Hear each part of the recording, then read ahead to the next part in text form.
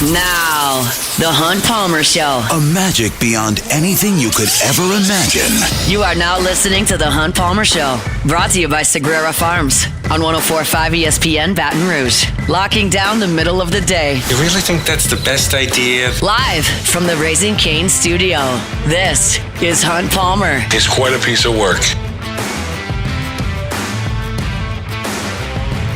Welcome into a Thursday edition of the Hunt Palmer Show. Taylor Sharp hanging out with you here. Not Hunt Palmer. Hunt, he's on a little vacation as we got Memorial Day weekend obviously coming up. Our guy up there in the Port City in the 318 having a little much-needed family time. Now, is he there or is he still mourning the loss of the LSU baseball season?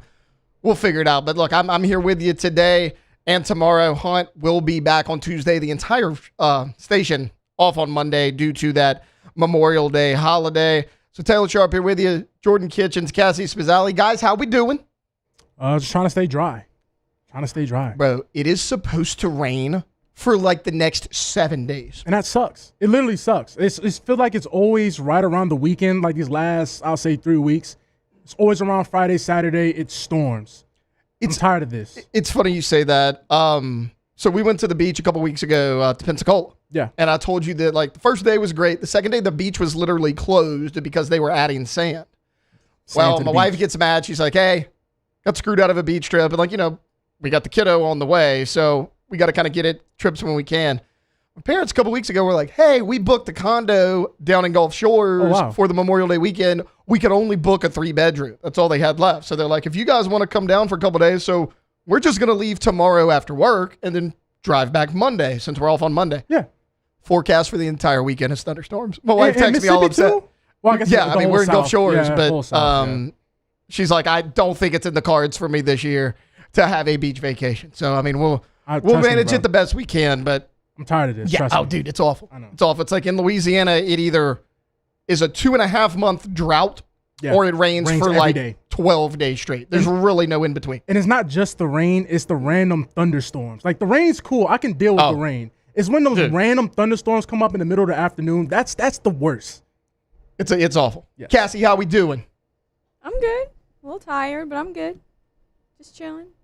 I need you to bring the energy down a little bit, Cassie. I need you to bring it down. Jeez. Too hyped up here on this Thursday. Look, I understand. You're excited. It's party time. Hunt's out. Okay. Dad's on vacation. Yeah. We can all hang out and have fun. But look, we got a lot to get to. But the news broke last night that we'll certainly get into. And look, let's just go ahead and get it started like we do every day with our opening drive. Welcome to the big league. It's time for Hunt's Opening Drive. Presented by Fabry Chevrolet GMC in St. Francisville. Well. The LSU Cassie, get the baseball logo off the back screen. This is not Hunt Palmer. We are not talking baseball for an hour and a half straight, okay? He We're not came doing in here it. with that, too. He will. Yeah. One, I'm sick of it because the baseball team was terrible. The season's over. Yes. It is officially football season. Today actually marks 100 days till college football. Let's get it. I'm fiending. Also, we had something happen last night, guys. 5 years after Ed Orgeron walked off the field for his last time, you brought in Brian Kelly. It didn't go the way you wanted it to. Well, last night it was announced that Ed Orgeron returning to the purple and gold. He will join Lane Kiffin's staff at LSU. Again, they announced this Wednesday night. Orgeron's official title, you guys will love this one, Special Assistant to Recruiting and Defense. When I first saw this last night, I was like, well, that's a made-up title, but it's kind of cool that Coach O's back. Look, I have seen so many emotional reactions to this hire, both on the super positive side, on the super negative. Like, you have that faction of the fan base right now that's like, let's go, Balls, Coach O's back, 2019, all over again, go Tigers. And then you have another faction of fans that are going to say, are you kidding me? Get this guy out of here. Do you not remember how his tenure ended in Baton Rouge? It was a disaster. We were losing so many games. While both of those opinions are valid, I understand it. Yes, both of those things did happen. 2019 happened. The fall off after 2019 happened. I kind of fall somewhere in the middle on this hire. And like, full disclosure, when I saw this last night, I was like, all right. Why? why not? Sure. But, the more I've had to sit on this, the more I'm good with it. Because I'm someone that likes to weigh the pros and cons of everything, right? And break it down, there's a heck of a whole lot more positive than there is negative to this hire. Like, he brings publicity to LSU. Everybody out there is talking about LSU right now. You pair Ed Orgeron with Lane Kiffin. I mean, we're here at ESPN Baton Rouge. That's media members' dream right there.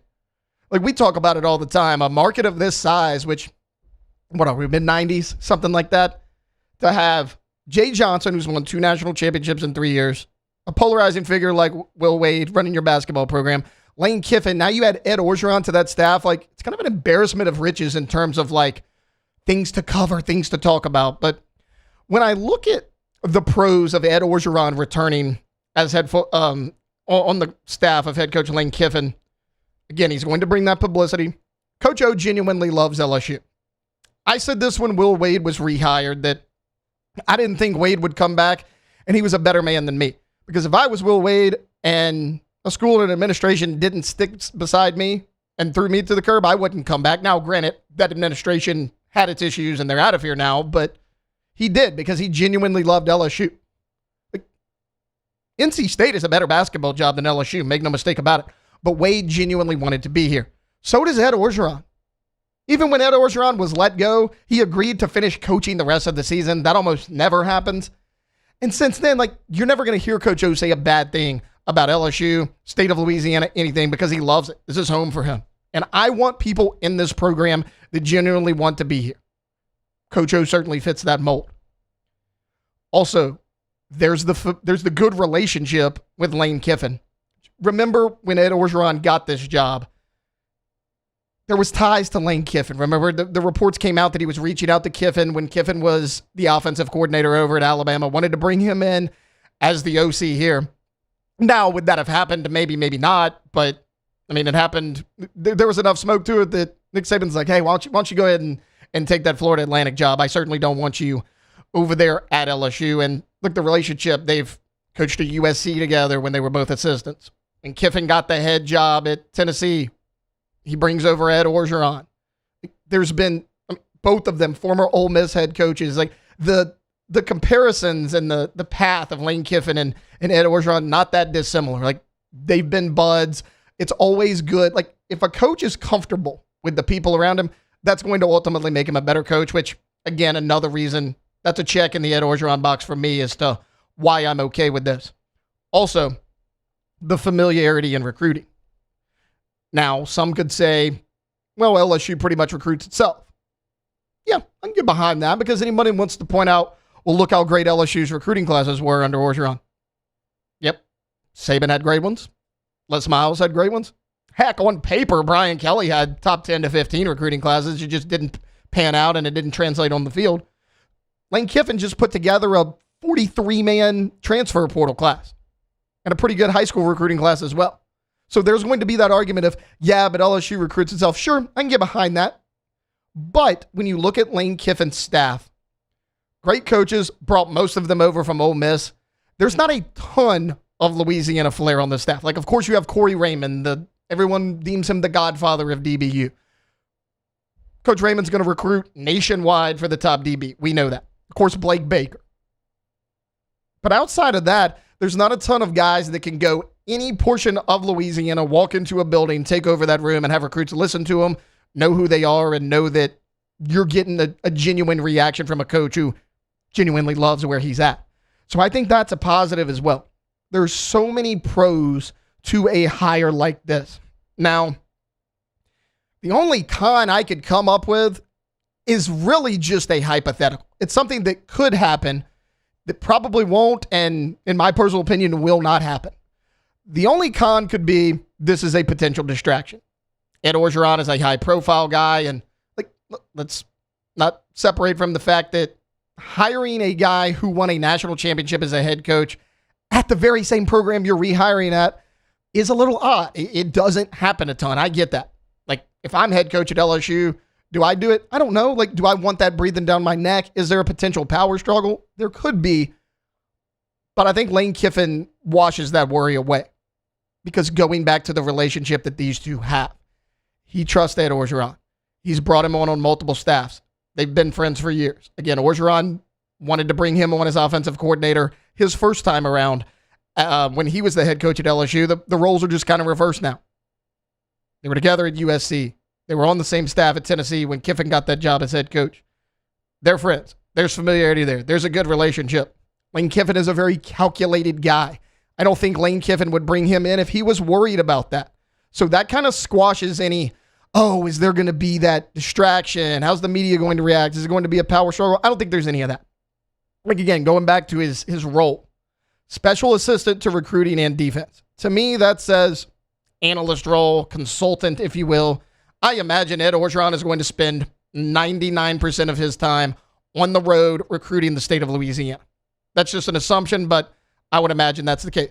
Can he sit in on defensive line meetings and stuff? Sure, absolutely. Hey, coach, what's your opinion on this? Let me get a second pair of eyes here. Let me get somebody else different to look at it. Absolutely. So I don't know if it's going to be as big of a coaching role on the field to make that big of a negative impact. So I think the cons are very, very limited here. I don't know if there really are any. Again, when I was sitting there last night, I was like, is the risk worth the reward? I don't know if there's a ton of risk. You got a guy who recruited well here, who loves this school, who is as familiar with the state of Louisiana as anybody on your staff.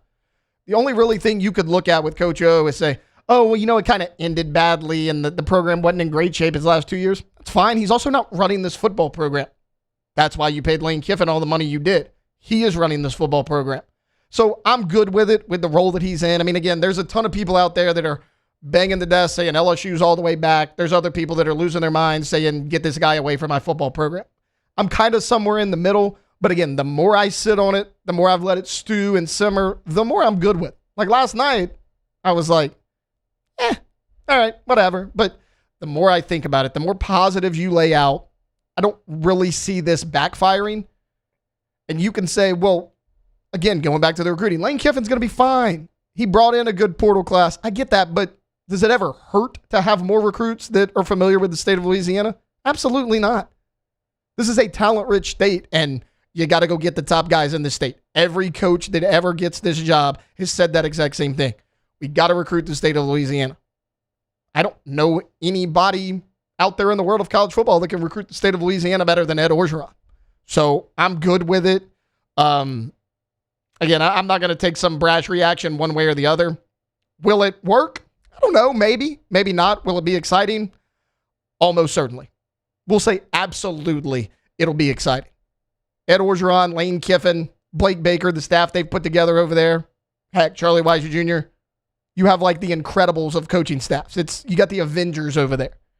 It's going to be exciting. Is that going to lead you to a national championship? That's Lane Kiffin's job to do that. We react to the news we're given, and I'm good with it. Jordan, what is kind of your thoughts on this whole Lane Kiffin thing? I mean, look, you're a guy, because, okay, you're from New Orleans, and yeah. when they moved on from Frank Wilson, everybody was like, hey, we love Coach Frank. What's going to happen with recruiting in New Orleans? Yeah. Me, I wasn't concerned about it a bunch, but bringing in Ed Orgeron, it's kind of a wash and maybe even a jump in recruiting there. What's your thoughts on this whole Ed Orgeron thing? Well, I'm going to speak on the recruiting thing at first. I think that really doesn't matter at all. I think people born in New Orleans want to play for LSU. Like, same way Harlem Berry said it. It doesn't matter who's recruiting. As long as you're coming in with those three letters, they're going to want to come play for LSU. I think the whole Coach O thing, I think it's more of like a low-risk, high-reward type of situation. I'm right there with you. Low-risk, high-reward. Like, it's not like Coach O's coming in here to take somebody's job. Coach O, nobody's coming in here to do. He's coming here to recruit, like you said, and fire the boys up. Simple as that. That's what I think Coach O's going to do. Maybe come give some inside wisdom every now and then. Help Lane Kiffin navigate this time in his life. That's all I really think is going to boil down to. Low risk, high reward.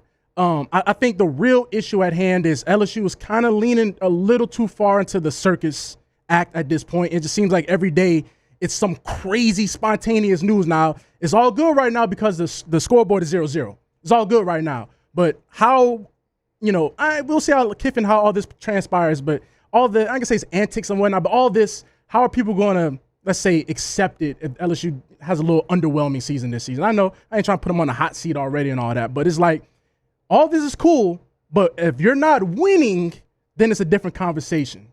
And it's 0-0 right now, so that's why every move he's going to make is going to be a good move. Well, not only that, like there's people out there that are like, do you need this many assistants? Like, I believe this makes 78 as far as full staff, like coaches, analysts, anything. But my thought is, it's not my money. I ain't paying them. Real talk. And like, you could say, okay, well, could that jumble things up a little bit? Who do the players, who do they listen to, that type of thing? Yeah. I imagine Lane Kiffin's going to have very specific roles for everybody on there. 100%. That's not a concern for me either. Like, if you want that many coaches on your staff, hell, the rules allow it. Why not? So, exactly. Yes, I'm good with it. Very low risk, high reward, higher here. Look, if it doesn't work out, move on after a year. I mean, you're not married to this. You don't have a giant head coaching contract. It's only 1 year. That you can't pay the buyout 3-4 years down the road and you're stuck with it. Exactly. If it doesn't work out and for whatever reason, him and Kiffin clash, which I don't see happening at all, but then move on after a year. There's very little risk in a hire like this, and I'm good with it. And more importantly, it fires up the fan base in the offseason. And let's be honest, the way football, basketball, and baseball all went this year, we kind of need something to be fired up about it and a little bit of sense of hope. Also before we get out of here, last thing is this. Coach O, we know the type of person he is and type of fiery personality. Yep. You can't tell me on a game day having a guy like Coach O firing the boys up, giving them that game day speech that they really need. We've seen the Instagram lives after the game with the Alabama game, the Auburn game, you know, how animated he is. You can't tell me having a guy like that on staff. Dude, me and Moose were talking about it earlier. Let Coach O do the halftime interviews. Head coaches hate doing that anyways. You don't learn anything. It's about 40 seconds. Let Coach O do it, man. People will love it. Yes. All right, we're going to take a quick timeout. When we get back, Luke Johnson's going to join us, normal Thursday guest here on the Hunt Palmer Show, talking some New Orleans Saints next. The Hunt Palmer Show. Go take a tour at Marucci. What a cool place that we've got here in Baton Rouge. Marucci is available to you to take a tour. It's available to you to work on your game. Tours first. You go see where the official bat of Major League Baseball is made. You go see where they make 1,200 of them every day. You go hear about the story of how two former big leaguers and their trainer started making bats in the backyard and started that process at the bottom and have gone all the way to the top. They make the best bats in the world right here in Baton Rouge. And you can see where they're made, where they're stained, where they're shipped off, and how it happened. You can also work on your game at Marucci. You got a youth baseball player, youth softball player under your roof, eating up with it, wants to get better. Well, become a member. Key card access 24 hours a day, 7 days a week to the Marucci facility so you can practice swings, you can practice pitching. It's all there for you. Go see him online at MarucciSports.com. What a gym here in Baton Rouge. That's, of course, Marucci. Every Raising Cane's chicken finger is marinated, battered by hand, and cooked to order to perfection. We don't have heat lamps, because when you make it right, you can taste it in every bite. Raising Cane's chicken fingers, one love. If your office is experiencing performance issues like slow networks, jammed printers, or disappearing files, Advanced Office Systems may be right for you. With powerful IT solutions, print management, document imaging, and security systems, they help offices regain confidence naturally. Side effects may include uncontrollable efficiency, smoother workflows, and a sudden burst of office joy. Say goodbye to those emotional breakdowns in the supply closet and get back on track with Advanced Office Systems. When it comes to industrial construction, River Parish Contractors can do it all. Mechanical, structural, custom fabrication, specialized welding, and turnaround services. Strategically located in between Baton Rouge and New Orleans, we have the local team with the experience and commitment to safety to manage the most complex industrial projects. Period. Here's the deal. Partnering with us means your project is delivered on time, on budget, and most important, safely.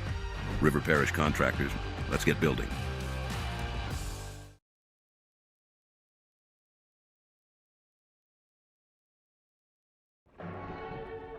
These are the luckiest ice cubes in the world.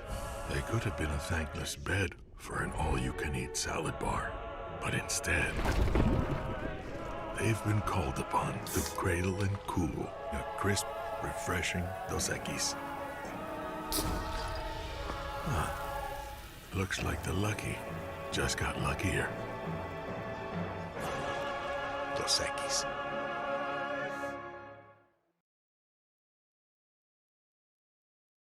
At Bayou Automotive, we believe in a sales process that puts you first. We want you to experience an easy purchase with clear pricing and great service. Let Bayou Ford and Bayou Chrysler Dodge Jeep Ram be your trusted partners in finding your perfect vehicle. The crew at Bayou Automotive is going to do right by you. Hey, it's Matt Moscona. Look, back pain can sideline you from the things you love. That's why I trust Dr. Kevin McCarthy and the team at the Spine Center of Louisiana. Dr. McCarthy doesn't just treat symptoms. He gets to the root of the problem. From advanced injection therapy to minimally invasive surgery, they've got the expertise to get you back in the game. With 5 locations across Louisiana, including right here in Baton Rouge, quality care is close to home. Call the Spine Center of Louisiana or visit spinela.com and tell them Matt sent you. Man, age is just a number. Don't let it... You're listening to The Hunt Palmer Show, brought to you by Sagrera Farms.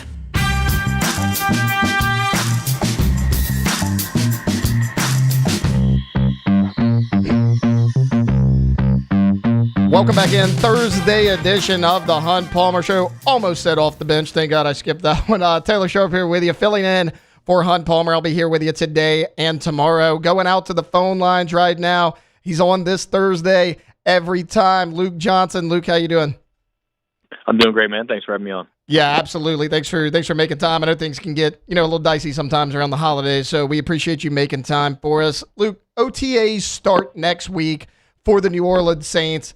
All the offseason talk can kind of get pushed aside a little bit. You can finally see these guys on the field, but heading into OTAs, like whether it's the draft, whether it's free agency, what do you think just kind of overall biggest improvements the Saints have made this offseason up to this point?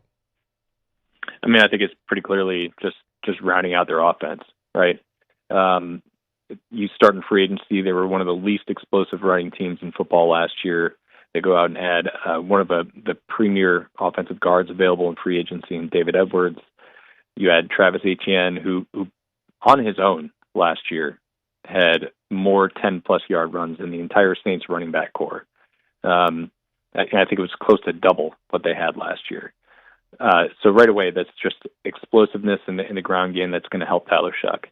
And then in the draft, you had Jordan Tyson in the first round. You get Oscar Delp in the third round. You get Bryce Lance in the fourth round. Tyson's going to be like a big, huge component of this offense, but like Delp is going to allow you to play in some 13 personnel, which they really didn't do a lot of last year. Your Bryce Lance is going to give you more of the just straight over the top burner. Who, when you put that on the field with guys like Chris Olave and Jordan Tyson, it opens things up for him. So I think they're just like a more well-rounded offense, and really the important thing is, like, they're going to get a really, really good sense of whether or not Tyler Shuck is the guy this year. They feel really good about it, and I think they should. I think there's a lot of reasons that you could point to from that 9-game sample size last year and feel really, really good about where Tyler Shuck is, but there's going to be no reason for him not to take a step forward this year. The offense around him is better. All right, Luke, you're right on all those accounts, right? Like you just pointed out some of the rookies to be excited about. I thought the Saints had a really nice draft. Let's go a tad bit more negative here going into OTAs. What, in your opinion, like it doesn't have to be glaring. It could be something minor. What do you think this team's biggest weakness is currently? Right now, I mean, I think it's clearly on the defensive side of the ball. And that was a strength for them last year, right? I think Brandon Staley did a really, really good job with that team. But they lost some pretty important players. You could debate whether or not Alontae Taylor was as valuable as the contract he signed at free agency this offseason, but right now you have a whole roster put together, and not a single one of those guys on the roster has real, legitimate NFL experience playing the slot. That's scary. That's an important position in this defense, and they could feel really good about somebody like, let's say, Julian Blackmon, right? But not only is he more of a safety by trade, but he's somebody who for several years in his career has dealt with injury, including last year. He only played one game last year before a shoulder injury knocked him out for the rest of the year. And I don't think it's just as easy as some people might think with just move, one of Quincy Riley or Kool-Aid McKinstry from the outside inside. And I don't think you can count on one of the 7th round draft picks or late day 3 draft picks to go in there and start. So that's a little bit of a concern for me. You're taking out guys who have been cornerstones for you in Demario Davis and to this point Cam Jordan. You feel really good about Chase Young, but he's still he's had one really good year, two if you count his rookie year, and a lot of kind of up and down in between. You're dropping Caden Ellis in for Demario Davis. I think Caden Ellis is a nice player, but you're definitely losing something there. So the defense, especially for a team that was playing a 3-4 and transition to a 4-3 and then transition to a 3-4 last year, you kind of would have expected them to make a little bit more of a personnel change. And it's still very much the same group of players as it was 2 years ago, minus some of their best players. And I think that's just a little scary for me going into the year, even though I feel really good about Brandon Staley as a coach and some of the additions they made there.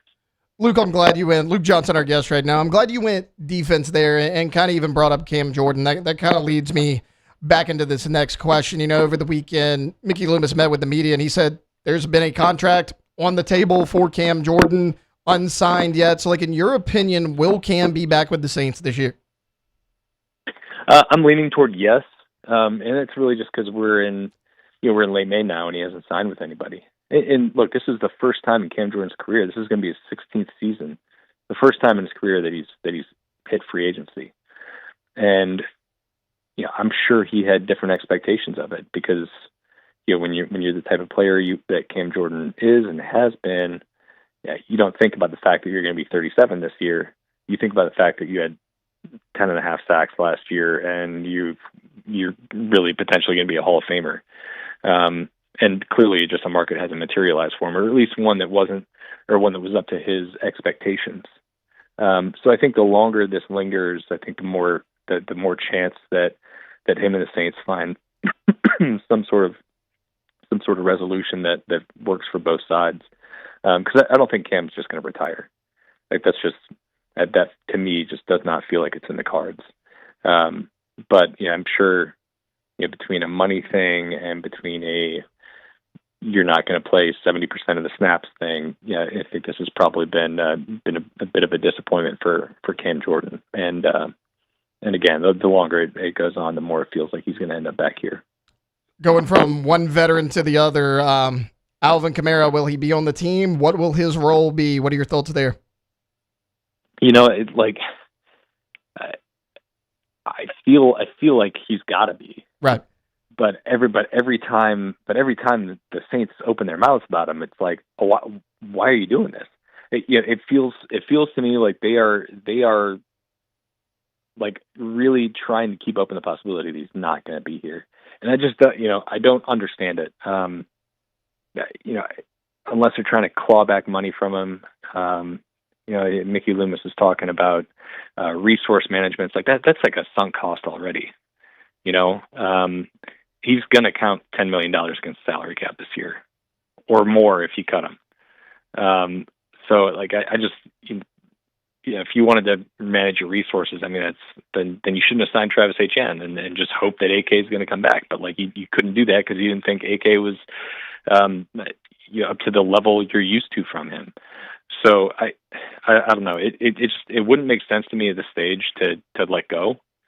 And I don't think that Alvin is the kind of guy who's really going to let that bother him and let it fester over the course of the season. I think it's just like, if you're telling me I'm here, I'm here.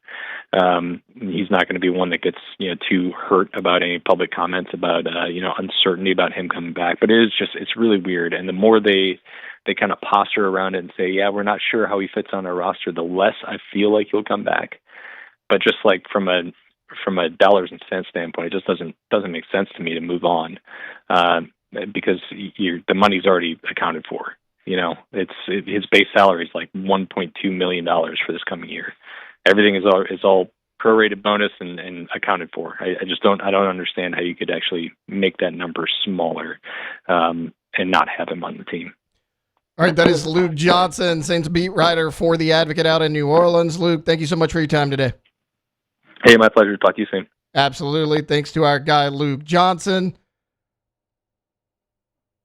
Gotro's Outdoor Power. Gotro's Outdoor Power. It is grass growing season. That rain's falling. That weather is warming up, and that means you got to cut that grass. Gotro's can get you behind the wheel of a zero-turn mower for $100 a month. It's a family-owned and operated business. They've been at it 22 years. That's why you should do business with them, not just because it's family-owned and operated, although doing business with local folks is always something that we endorse, but because the customer service that you get from someone in your community that's able to see you face-to-face, have a relationship with you, that's important. And that's why they do business the way they do at Gotro's. When I say family-owned and operated, don't misconstrue that as a small business. They're the National Hustler Deal of the Year 2 of the last 3 years. They've got the largest hustler inventory in the state, largest parts inventory in the state. So if you need a zero-turn mower, you can get one from the big box stores. I wouldn't recommend it. You may never hear from them again. That will never be the case at Gotro's Outdoor Power. You can find them at 2 locations, Airline Highway in Baton Rouge and, of course, in Gonzales as well. It's Gotro's Outdoor Power. They're online at gotrosonline.com. All right, we'll step away. Coming up on the other side, we got Joe Healy of D1 Baseball next here on the Hunt Palmer Show. The Hunt Palmer Show. The other thing you can do is text Swing Easy to 225-499-1045. Swing Easy Golf Club here in Baton Rouge. League play is cranking up. If you'd like a chance to win your way into the league, you can do it through us here at 104.5 ESPN Baton Rouge. We're going to take 2 listeners. You will partner up with the partner of your choice, and y'all will play against each other in a scramble format at Swing Easy Golf Club. I may pick the course. We'll see if it's Pebble. We'll see if it's where they give away those green jackets. Maybe TBC Louisiana, someplace that you may have played. But we'll play a scramble format. You can win your way into the league. If you're interested in that, text Swing Easy, one word, Swing Easy, to 225-499-1045. We also invite you to get on by there this holiday weekend. If the rain comes, that doesn't mean you can't play golf. You can head over to Swing Easy to get your 18 holes in, hang out, get some drinks, get some tunes cranked in there, and just enjoy some time, even if the weather is a little bit crummy, which it may be this weekend in the capital city. Swing Easy Golf Club on Segan at Perkins, swingeasygcbr.com. Hey, it's Matt Moscona. Look, back pain can sideline you from the things you love. That's why I trust Dr. Kevin McCarthy and the team at the Spine Center of Louisiana. Dr. McCarthy doesn't just treat symptoms. He gets to the root of the problem. From advanced injection therapy to minimally invasive surgery, they've got the expertise to get you back in the game. With 5 locations across Louisiana, including right here in Baton Rouge, quality care is close to home. Call the Spine Center of Louisiana or visit spinela.com and tell them Matt sent you. Bayou Chrysler Dodge Jeep Ram has the new 25 Jeep Grand Cherokee with $15,000 off MSRP. Plus the 7-year powertrain warranty that comes with all new Bayou vehicles. If you need sales or service, the crew at Bayou Automotive is going to do right by you. I'm Gabrielle McLeod on behalf of the Louisiana Propane Dealers. I have spent hundreds of hours preparing for scholarship competitions. That preparation paid off when I won the Fitness and Talent Awards along with the title of Miss Louisiana. The Louisiana Propane Dealers are also pretty talented and want you to be prepared for when the power goes out. Visit louisianapropane.com to find out about propane generators and other safety tips. Louisiana Propane, it truly is the fuel for our future.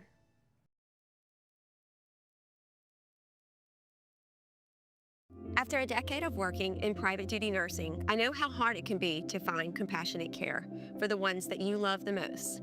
So I started Decision Critical, a premier concierge nursing agency, so we can take care of you wherever you are.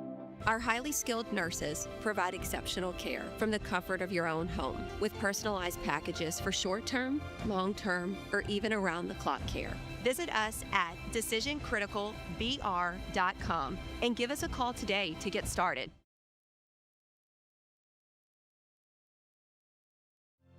My father, J.B. Falgu, had a vision of growth for First American Bank and the communities we serve. The bank's foundation was built on his legacy of compassion, loyalty, and dedication. Through his years of leadership, First American has prospered to heights even J.B. could not have imagined.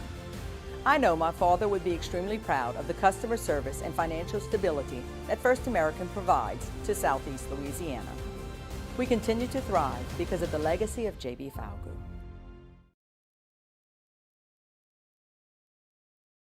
ED, low T, or simply seeking to optimize your health and performance? Goodwood Men's Sexual Wellness offers a range of discreet services to address your specific needs. We empower men to reclaim their health and confidence. Visit yourgoodwood.com. Supreme Jasmine is premium American grown. You're listening to The Hunt Palmer Show, brought to you by Sagrera Farms.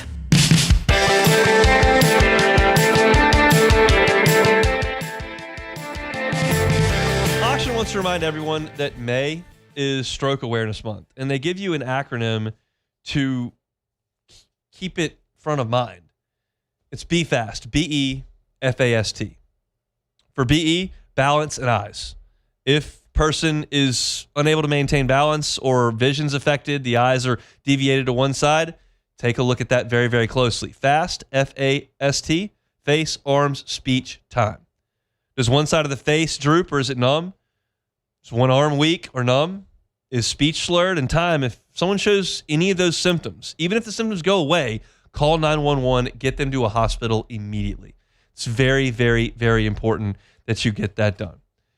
Be aware of strokes. They're prevalent, and there are signs that you can look to that could help change a life or save a life. Remember, be fast. That's from our friends at Auction.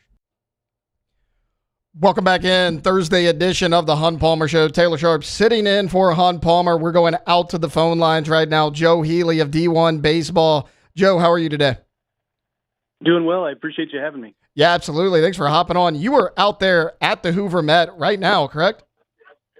That's right. I'm standing next to a fake palm tree in an elevator vestibule at the Hoover Met trying to find the quietest place I can because, I'm in a crowded ballpark right now at the Hoover Met. Hey, what screams Hoover, Alabama like a palm tree, Joe? That's right. Love that scenery for you. How's the crowd been out there at Hoover through the first 2 days? It's actually been really great. I mean, yesterday in the night session, LSU and Auburn, set a record for a Wednesday night here at the Hoover Met, and there was some concern that when, you go to a single elimination format, are fans really going to be willing to come out for the possibility of just one game and then being done? And I think with the crowds we've seen, the answer the last couple of years, the crowds, we've seen the answer to that is yes. I think there's a high demand for this ticket and this tournament, even in the new format. And I think that's really great news.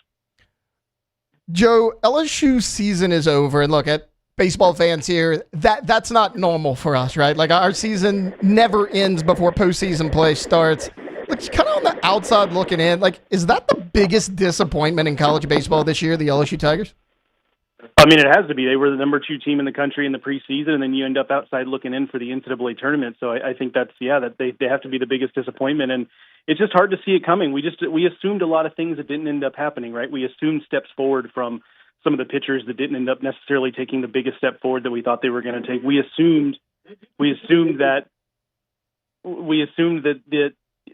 some of the transfer portal guys that got brought in, we just assumed that, hey, those guys, because they're getting brought in by this coaching staff, we assume they're going to be instant impact guys, and they just weren't necessarily. We assumed that, it's okay that there's some defensive concerns on this team because they're going to hit enough to overcome it, and they're probably going to pitch enough to overcome it, and that didn't turn out to be the case. So there was just a whole bunch of things we were banking on based on previous evidence that didn't turn out to be the case. This team felt a little like a perfect storm of things that kept them from meeting their potential. Joe, as far as seeding goes, when the NCAA tournament comes out, the teams that are left in Hoover, like out of that group, maybe there's nobody you think has a lot to gain, but like, is there a team out there that you think has the most to gain, maybe a little bit more over the others out there in Hoover? I mean, on the edges, I think you can make a case. For the most part, let me start with that. For the most part, no. Like the teams that are out here kind of know what they are and where they are. But I think there's some edge cases. Now, Mississippi State's losing right now 4-1, so it's not necessarily, they're not in a good spot for this. But, that's a team that could end up bumping their way up into a top 8 seed as opposed to just hosting in the NCAA tournament. They're good for hosting right now. They're in good shape for that as far as that goes. They're going to play home baseball here in a couple weekends. But could you bump up to a top 8 if you get to the Sunday of the NCAA tournament or if you win the whole tournament? I think that's the case. But, again, I think it so much of what we talk about with this tournament is balancing, the quality of the baseball is really, really good. So that makes this tournament one of the best ones, maybe the best college baseball tournament at this time of year. But the flip side of it is the motivations are all over the map, right? You've got teams at the beginning of the tournament that have to get stuff done. We saw those teams that, LSU was one of them. Vanderbilt was another. Kentucky was another. Those teams didn't get it done. They're already out. So you kind of lose that as the tournament goes on. So we're balancing, the quality of the baseball is really good right now, but ultimately you look around and you just wonder what the stakes are for these teams that are left here. Joe Healy of D1 Baseball, our guest right now. Joe, as far as those top 8 seeds go, when that NCAA tournament field comes out, like right now, who are your top 8 nationals? Ooh, I'd have to look at it right here, right in front of me. I don't have our field of 64. Folks can go to d1baseball.com and look at our latest field of 64. I'm not part of putting together that field of 64, so I can't say. But there are some obvious ones, right? There's UCLA, there's Georgia Tech, there's North Carolina, there's Texas A&M is kind of a bubble case. That's another team that probably has a little bit more to gain out here. We've had them as a top 8, but they were kind of more of a bubble top 8 versus a locked top 8. Georgia is obviously locked in, even though their RPI is not necessarily where you'd want to see it to be a top 8 seed. You win the SEC by 3.5 games, you're going to be a top 8 seed in the NCAA tournament. That's just kind of all there is to it on that front. But folks can go to d1baseball.com and check out our latest field because we are updating it throughout the tournament. I think they just put out a brand new one this morning, not with a ton of changes, but we are updating it as things change in conference tournaments and the week goes on.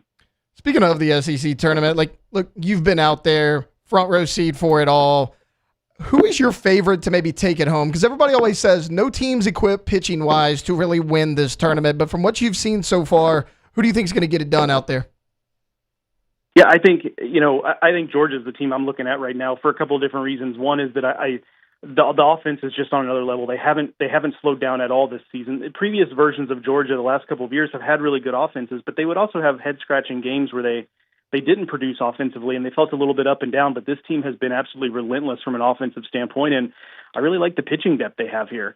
It's not necessarily beyond the top couple of guys. It's not necessarily a bunch of household names or a bunch of big-time prospects or guys like that, but it's a bunch of guys that know their role on this team and that have held their role throughout the season and have even increased their role in some cases. Guys maybe they weren't expecting big things from that they're now getting important innings from. The depth has gotten a little bit better as the season has gone on. But the biggest thing for Georgia is that it feels like this team is really professional, really buttoned up this year. I've said it to Hunt in the past few weeks, that I think that's the biggest difference in Georgia the last couple of years, where they were a good regular season team and didn't necessarily get it done in the postseason. And this team is that this team doesn't feel like a team that feels like it has anything to prove. They know they're good. They don't need to be boastful about it. They just go about their business quietly. They keep winning games. They keep piling up wins. And until we see otherwise, I think that's the team I'm looking at. Joe, just one more for you before we let you go, and we do appreciate your time. Do you have a favorite to win the College World Series right now? Right now, for me, it's Georgia Tech. Okay. Because they have a lot of the same things that Georgia has, but I think their offense is a little bit better than Georgia's even. I think it's the best position player group in the entire country. And you talk about stuff, they really do have stuff on the mound in a way that, even Georgia doesn't necessarily, but Georgia Tech has just incredible depth, position player side, pitching side. They're mowing through the ACC. They're never out of really any sort of game. That's the team I'm looking at right now that I just really like. I like the way they're playing in their conference tournament, actually. They're playing right now against Virginia and piling it on. I really like the way they're playing right now. It feels like a team that's playing its best baseball at the right time of year. Joe Healy, D1 Baseball. Check out all of his stuff over at D1 Baseball. They put out a ton. Busy time of year for those guys over at D1 Baseball. Joe, thanks so much for hopping on today. I appreciate it, fellas. All right, that was Joe Healy of D1 Baseball. We're going to take a timeout. When we get back, we're wrapping up hour number 1 here on a Thursday edition of The Hunt Palmer Show. The Hunt Palmer Show. They got deals. Fabry Chevrolet GMC has got some savings for you, and I am going to tell you about them, because if you'd like to get by and take a look, you can certainly do it. They're on Highway 61 in St. Francisville. You can get a 2026 Chevy Silverado at 0% APR financing from now until the end of the month. That's not a long time. You got a week and a half, but 0% APR financing on 2026 Chevy Silverados for 36 months. You can get a 2026 GMC Sierra 1500 at 2.9 financing for 72 months now until the end of the month. Great deals on Silverados and Sierras, and got some vehicles that are potentially really affordable. Chevy Trailblazer, Chevy Trax, as low as $30,000 over at Fabry Chevrolet GMC. So if that's the price range you're looking at, go see them. Highway 61 in St. Francisville. They're also online at FabryChevrolet.com. FabryChevrolet.com. At Sunshine, your hometown John Deere dealer, we know hard work starts with the right equipment.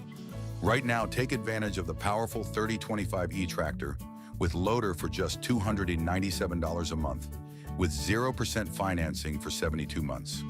Whether you're tackling land, property, or projects, this is the tractor built to get it done.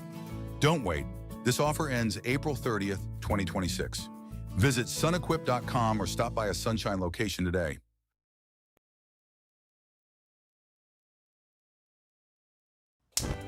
Looking for cleaner energy? Propane is energy for everyone. And when you're cooking with clean, affordable propane, you're cooking with gas. In the wintertime, nothing heats a home like Louisiana propane. And when you need hot water, propane's got you covered. Oh, and you won't regret that propane generator when the power goes out. I'm Miss Louisiana, Gabrielle McLeod, and to find more information and to find a propane dealer near you, visit louisianapropane.com.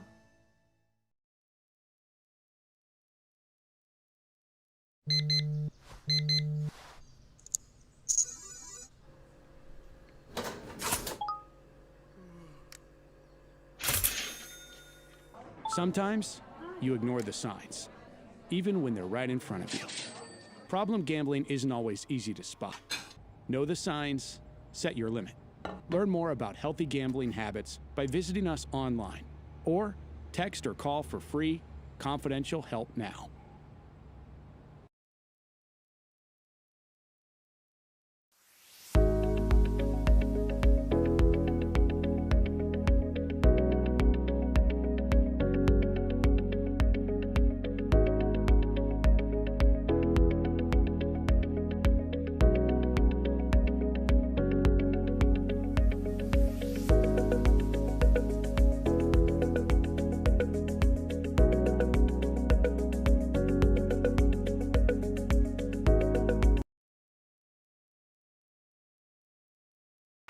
When it comes to industrial construction, River Parish contractors can do it all. Mechanical, structural, custom fabrication, specialized welding, and turnaround services. Strategically located in between Baton Rouge and New Orleans, we have the local team with the experience and commitment to safety to manage the most complex industrial projects. Period. Here's the deal. Partnering with us means your project is delivered on time, on budget, and most important, safely.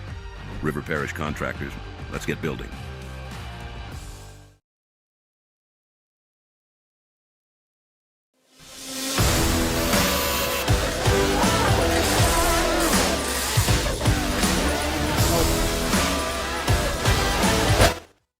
You're listening to The Hunt Palmer Show, brought to you by Sagrera Farms.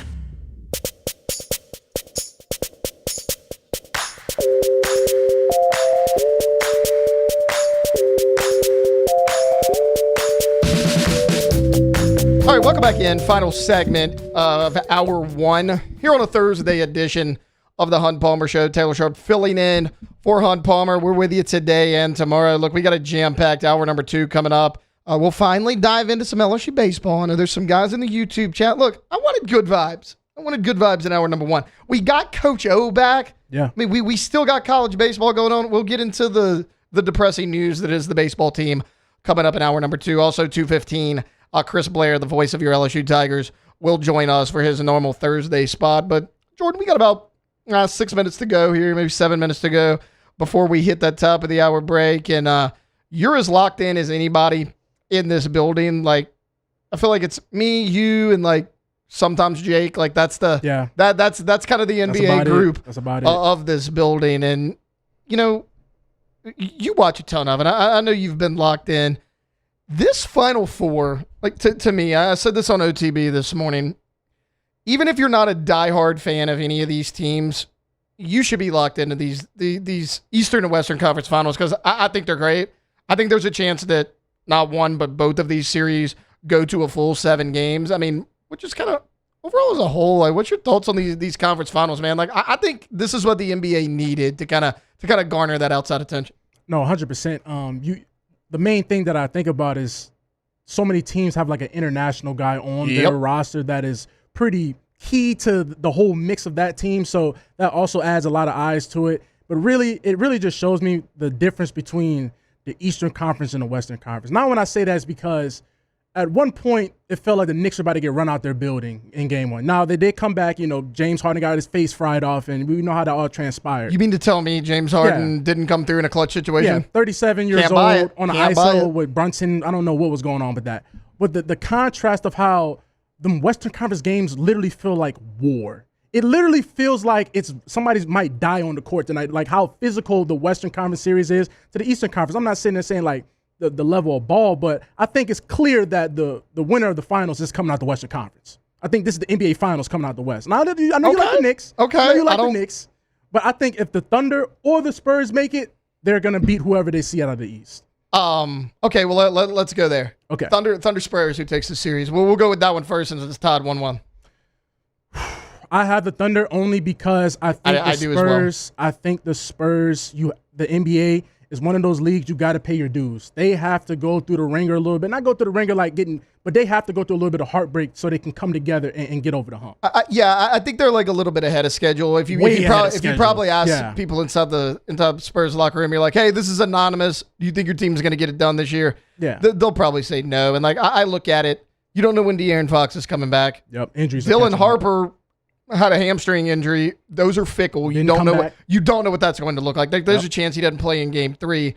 Also, when I just look at what happened in game 1, SGA played by far his worst game in the playoffs. Easily. And you still took that game into double overtime before you lost it. Yeah, until Wemby just became Superman. And he had to be Superman, and SGA had to play an awful game just to win in double overtime. You go look at what they did in game 2. They put Hardenstein on Victor Wembanyama. He had 26 points in the paint in game 1. It went down to 10 in game 2.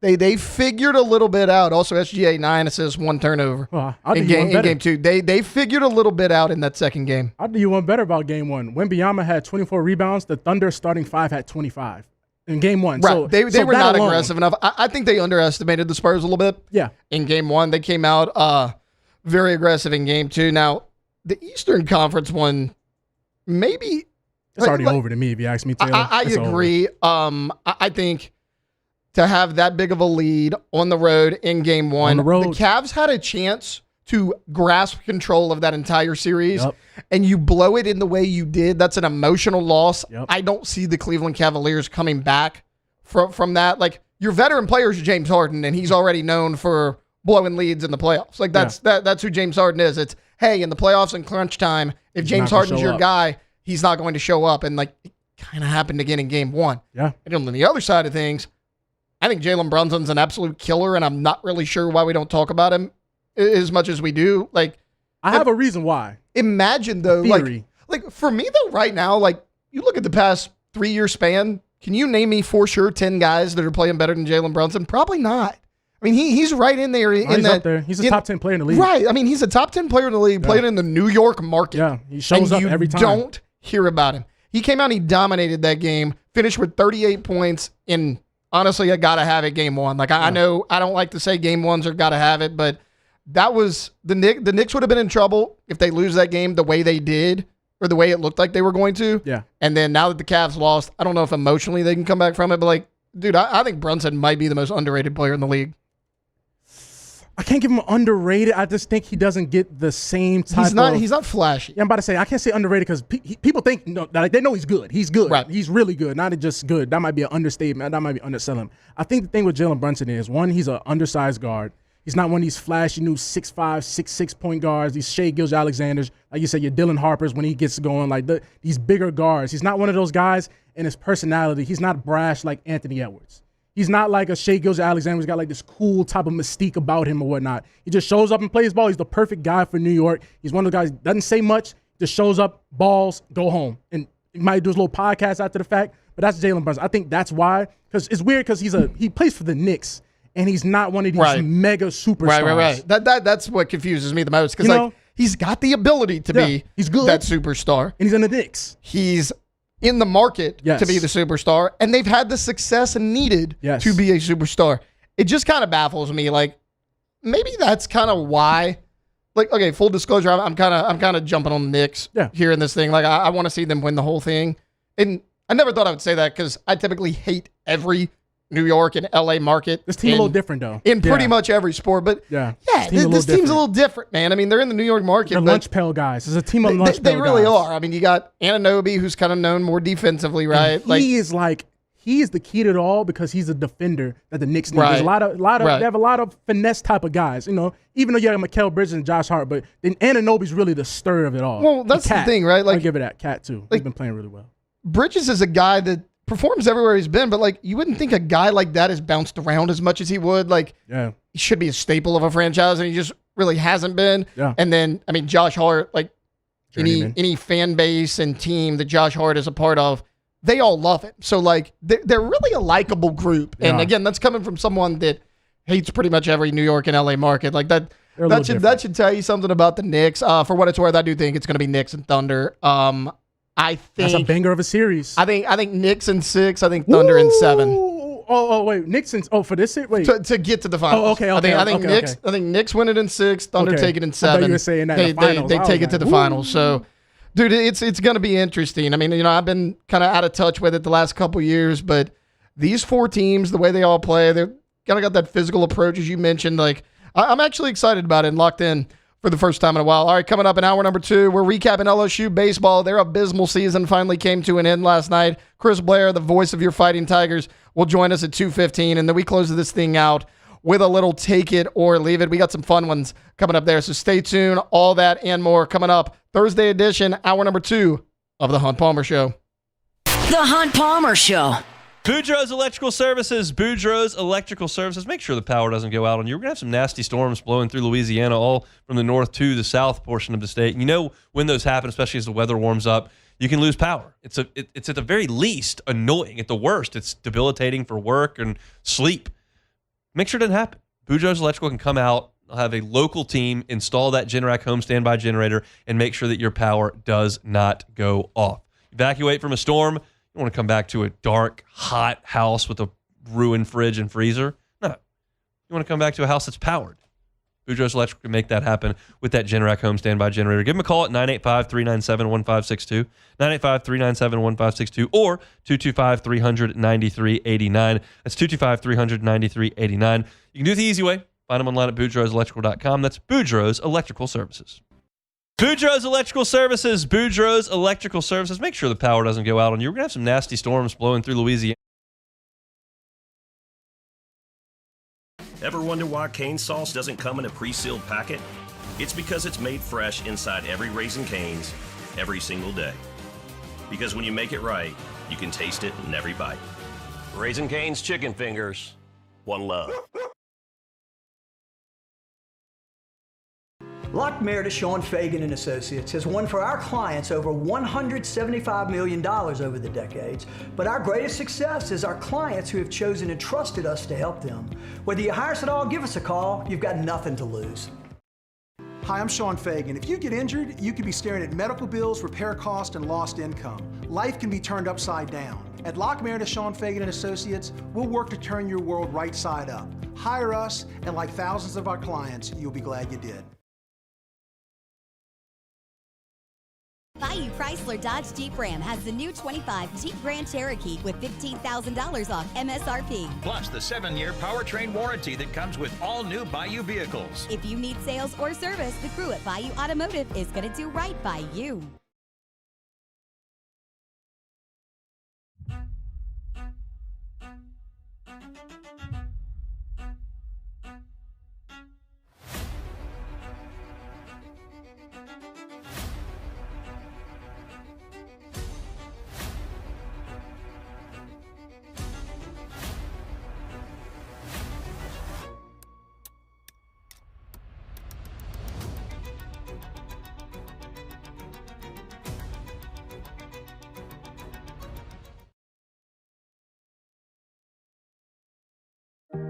Who bears the standard? Who sets the bar? It's not those satisfied by low-hanging fruit or by taking it easy. No, the standard is set by the best of us, by those who work hard. Dig deeper. Give more. At Sunshine, we're proud to provide John Deere products that work hard for you, the standard bearers. Find the dealer nearest you at sunequip.com.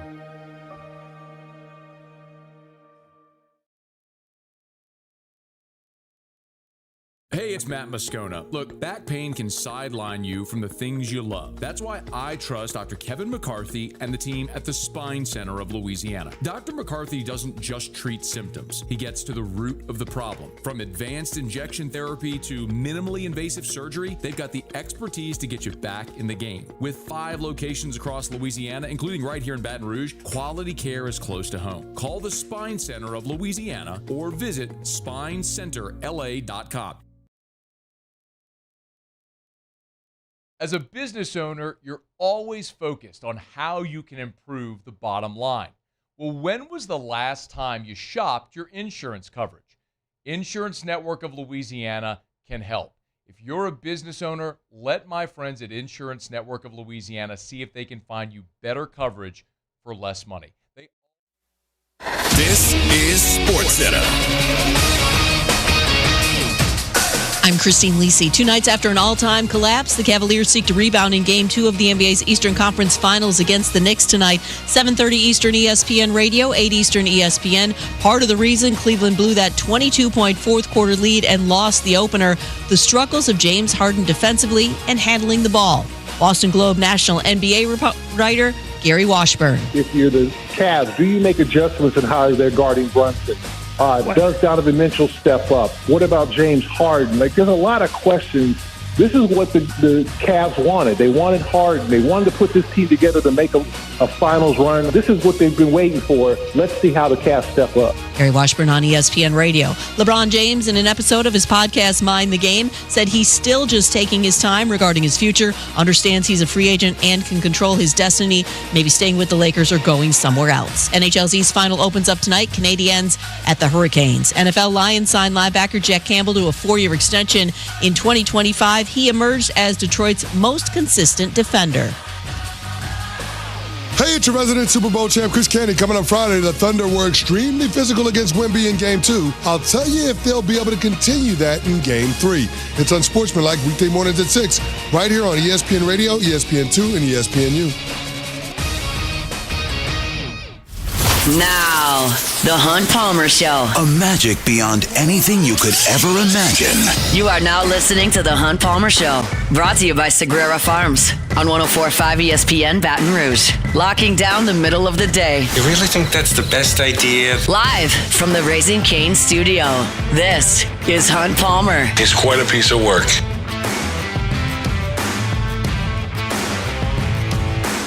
Welcome back in. Hour number 2 here on a Thursday edition of the Hunt Palmer Show. Taylor Sharp sitting in the host chair for our guy, Hunt Palmer. He's out and about up there in the 318, going to visit some family up there in the Shreveport area for this extended Memorial Day weekend that we do have coming up. So I'm with you for the rest of the day and tomorrow as well. We got Jordan Kitchens, we got Cassie Spazzali along for the ride as well. Tiger fans, if you were staying up late last night, it wasn't just the Ed Orgeron news that you probably saw because you were probably flipping through those channels and watching this LSU baseball team. A disappointing yet totally predictable ending to this season. It's just the way it went. They fall to the Auburn Tigers last night by a score of 3-1. I appreciate the fight. This team went down swinging, literally. If you watch that final at bat with John Pearson, it was 2 competitive games in the tournament, which the way this season has gone, honestly, guys, it's kind of all you can ask for at this point. Can you be competitive, get into that tournament, try to upset some teams? After that, really anything can happen. But bad teams find different ways to lose games is something that I've kind of always said. And it's the case once again, because what was really the problem on the back half of the year? It wasn't the hitting, it was the pitching. I mean, 7 of your last 9 regular season SEC losses, you scored at least 8 runs. That should be enough to win a baseball game.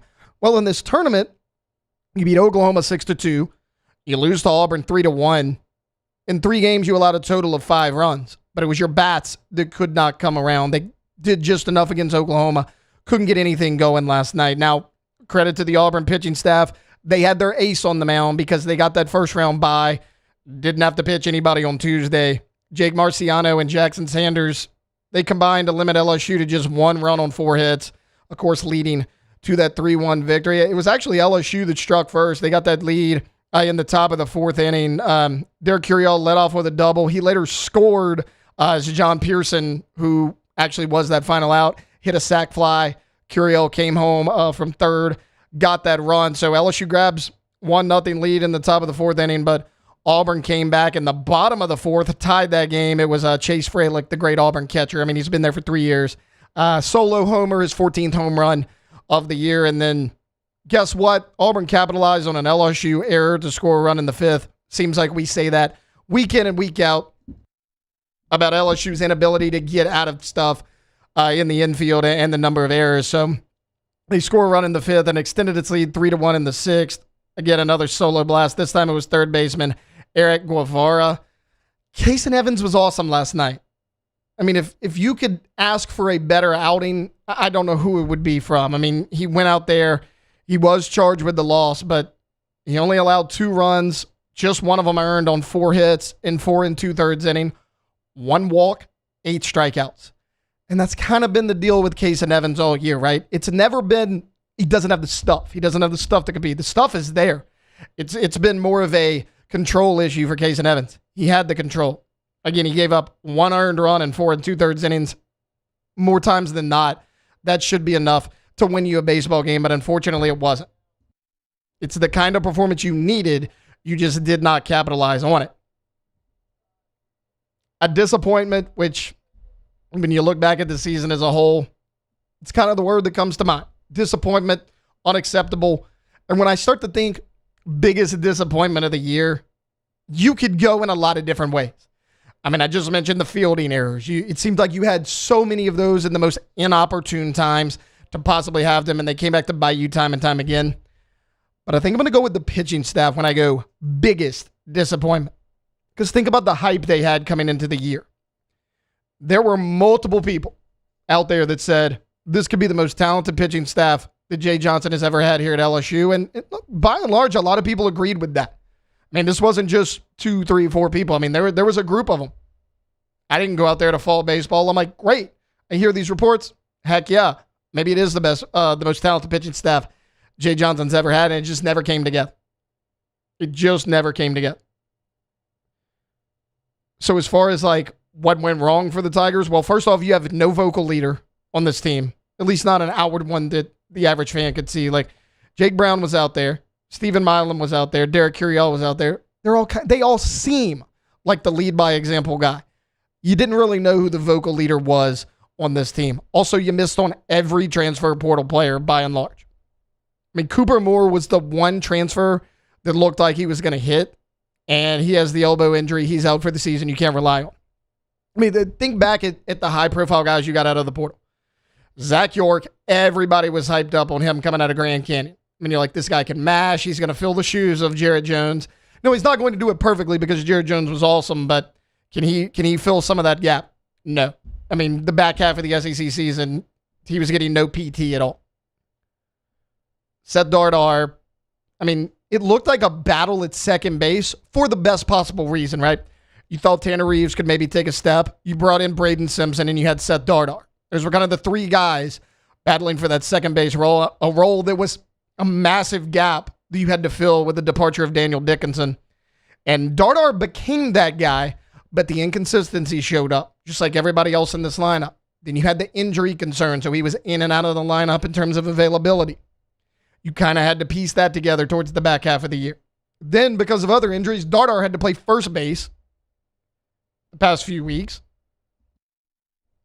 Also, I don't think you had an ace on this staff. That's a big one for me. Like, again, Evans, he has the stuff to do it. He just never really looked fully comfortable. The control, for whatever reason, wasn't there.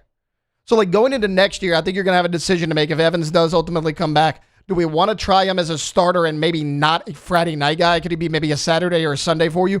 Or do we want to go back to that stopper role that he had when he was a freshman here and was awesome?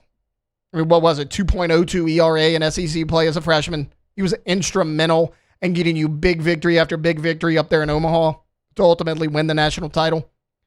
He just looked a lot more comfortable there. Now, remember, we saw this with Zach Hess. When Zach Hess was a freshman, it was the run the Maneri team made. I mean, remember, Cole Freeman, Kramer Robertson, Jared Poche, Alex Lang, like that team was stacked. You made the run there, and Zach Hess was a dominant closer as a freshman. The next year, you tried to make him your Friday night guy, and it never worked. Now, eventually, you moved him back into that closer role or that out of the bullpen guy, and he was much better. Do you do that with a guy like Casey Nevins? William Schmidt showed moments this year, but he was still inconsistent. Could he develop into something? Maybe, if he does decide to come back to LSU. But you can't rely on that right now. You can speculate and say, hey, I think he's going to do A, B, and C and take that step forward. But as of right now, from what we saw on the field, you cannot project that to happen. Now, again, Cooper Moore also has the ability to come back. He was kind of that steady presence. Maybe didn't look dominant, but he seemed like he was the pitcher that was in the most control. I mean, after the first 3 weeks of the year, people were wondering, is Cooper Moore actually your ace? Now, you really never got to see that in full form because, he had that elbow injury and that was it for his season. Does he come back? How healthy is he when he comes back? And then you had a guy like Marcos Paz who got some spot starts late in the year. So, you have guys that can all come back next year that I think are going to be talented for you. Problem is, right now, on paper, none of them look like a bona fide Friday night ace. Now, look, we've mentioned it multiple times on OTB, I'm sure Hunt on this show, every show on this station, that nobody really necessarily thought Paul Skeens was going to be what he was before he developed into that, but we'll see what Jay does in the portal. I think that's going to be big moving forward because I don't think you have an ace on this staff at the moment. There were some positives, though.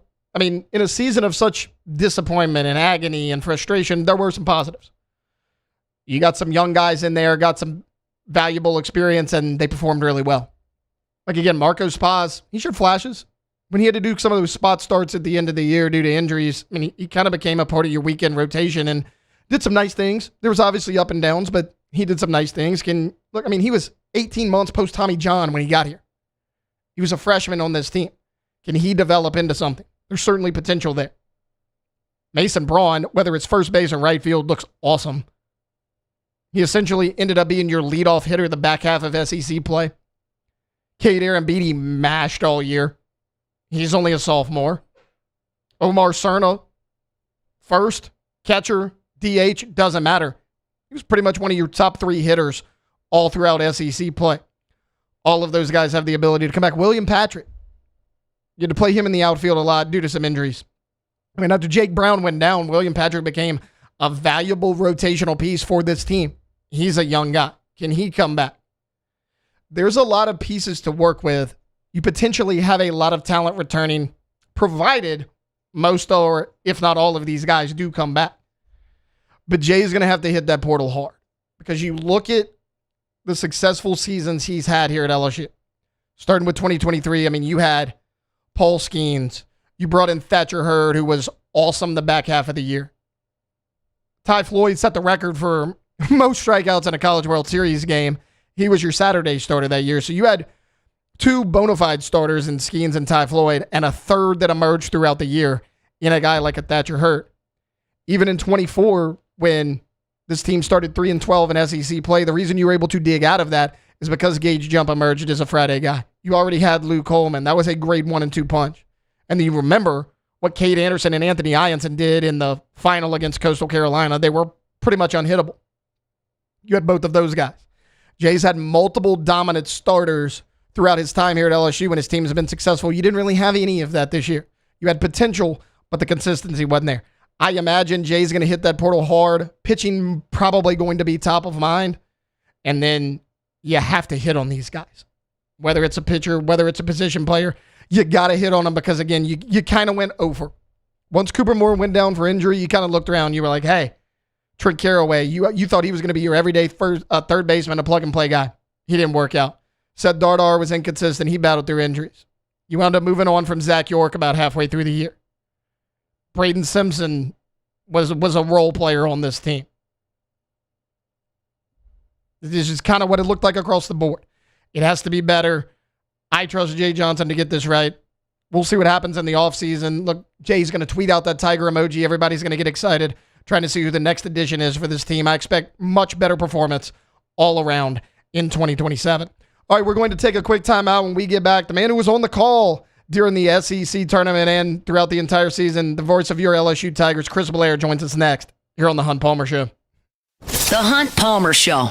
They got deals. Fabry Chevrolet GMC has got some savings for you, and I am going to tell you about them because if you'd like to get by and take a look, you can certainly do it. They're on Highway 61 in St. Francisville. You can get a 2026 Chevy Silverado at 0% APR financing from now until the end of the month. That's not a long time. You got a week and a half, but 0% APR financing on 2026 Chevy Silverados for 36 months. You can get a 2026 GMC Sierra 1500 at 2.9 financing for 72 months now until the end of the month.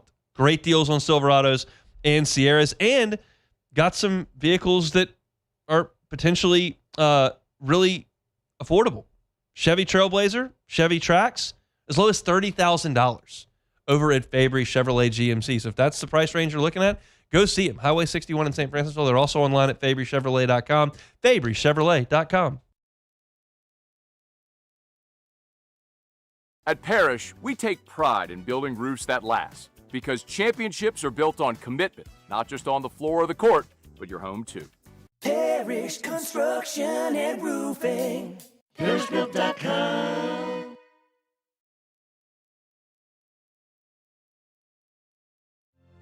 My father, J.B. Falgu, had a vision of growth for First American Bank and the communities we serve. The bank's foundation was built on his legacy of compassion, loyalty, and dedication. Through his years of leadership, First American has prospered to heights even J.B. could not have imagined. I know my father would be extremely proud of the customer service and financial stability that First American provides to Southeast Louisiana. We continue to thrive because of the legacy of J.B. Falgu. At Ochsner, we know healing is a team sport. That's why we've partnered with world-renowned orthopedic surgeon Dr. James Andrews to create the Ochsner Andrews Orthopedics and Sports Medicine Institute. Whether you're a professional athlete or a weekend warrior, our team of specialists are dedicated to getting you back in the game. So whatever your reasons are for reaching your personal best, we've only got one: you. Ochsner Andrews Institute. Long live you.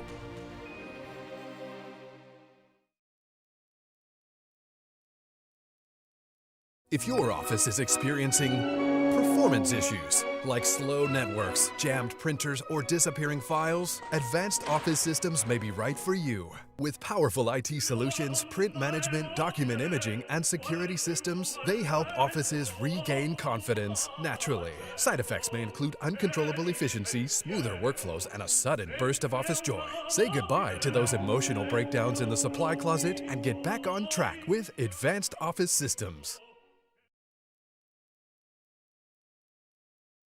Hi, this is Beth Serena. Welcome to my pool.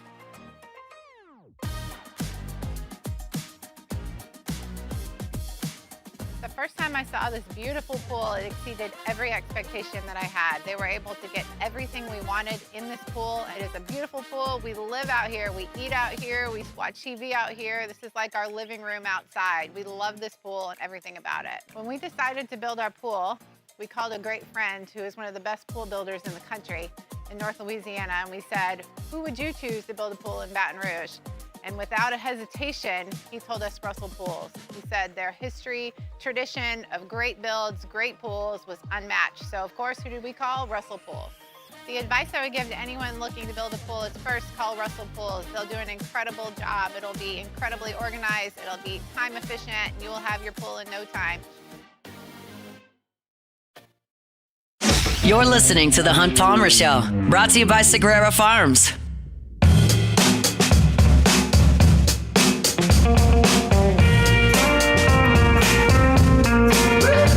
Lifetime Roofing, LifetimeRoofingLA.com. LifetimeRoofingLA.com is that website. Look, storm season is around the corner. Maybe you don't feel like you need a new roof. You don't have any leaking issues that you know of. The roof's a little bit older, but you don't see it discolored. It's not giving you problems, but you're a little bit nervous what a storm might do. Well, they don't have to put a new roof on. They can at Lifetime Roofing, but they can come over and they can do a tune-up to reinforce that roof so you feel like you've got more peace of mind as storm season approaches. It's just part of our life down here in South Louisiana. We know storm season can be rough. We've had a couple of quiet ones in a row. I hope there's 10 more to come just like it. But I think we all know that that's unlikely. If you want to take care of that big investment, which is your house, take care of the people under your roof, which is the most important thing in your life, and want to make sure that your roof is in the best shape it can be to do that, Lifetime Roofing is a company you can trust. They're Baton Rouge-based, Louisiana people, give you a lifetime workmanship warranty. It's Lifetime Roofing, lifetimeroofingla.com. Welcome back in. A Thursday edition of the Hunt Palmer Show. Taylor Sharp sitting in for our guy, Hunt Palmer. We're going to go out to the phone lines right now. Welcome in the voice of your LSU Tigers, Mr. Chris Blair, joining us right now. Chris, how are you today? I'm good, Taylor. Hope you're doing well. Yeah, absolutely. We are doing well. And Chris, I hope you'll enjoy your summer this go around. You got a free June off for the first time in a while. I'm sure most Tiger fans are not excited about that. It was a season of just disappointment, uneasiness, inconsistency. You had a front row view of this team all year long. Like, what was maybe the biggest disappointment, biggest surprise? Like, what went wrong for this team? You know, it's funny. I was talking yesterday and then even thinking about it last night after the game. You know, the fact that, to me, when I think about this 2026 team, I look at a team that, started the season trying to get everybody, the newcomers together, got into a pretty busy schedule, got off to a really good start, preseason number 2. Some had him ranked as high as number 1. And then I think you started to see the competition increase. And then there were moments where one phase of the game or two phases of the game, didn't match the level that is expected at LSU, and that you have to win, especially in a league like the SEC.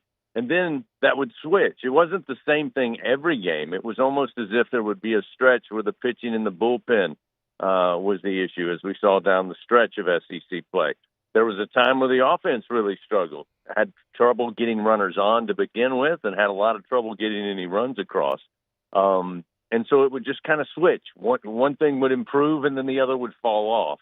And we were all kind of hoping at some point 2 of the 3, or who knows, 3 of the 3 all clicked together for a long stretch of time. And unfortunately, that never came to fruition. Yeah, it was just no complimentary baseball this year was played whatsoever. And that's kind of uncharacteristic of a Jay Johnson coach team. And I think he'll get it right. But, Chris, we've kind of talked about it on this station, whether it's this show, the morning show that I do, of Jay, when you go back and look at it, there was a lot of hype around the transfer portal class. But, outside of Cooper Moore, who wound up getting injured, you kind of missed on every transfer, which, again, uncharacteristic. Like, Jay's going to dive into the portal once again. What do you think his biggest priority is? Yeah, I think it's going to be really digging down, just simply because of this. If you look at the numbers of the transfers that came in that were expected to make impacts early, if you looked at previous transfer classes, as recent as the year before, those numbers translated. The things they were looking for, checking the box on the transfer class they brought in for 25, were the same standards they applied to 26, and those numbers matched. You look at what the output was for any of the guys that you want to discuss.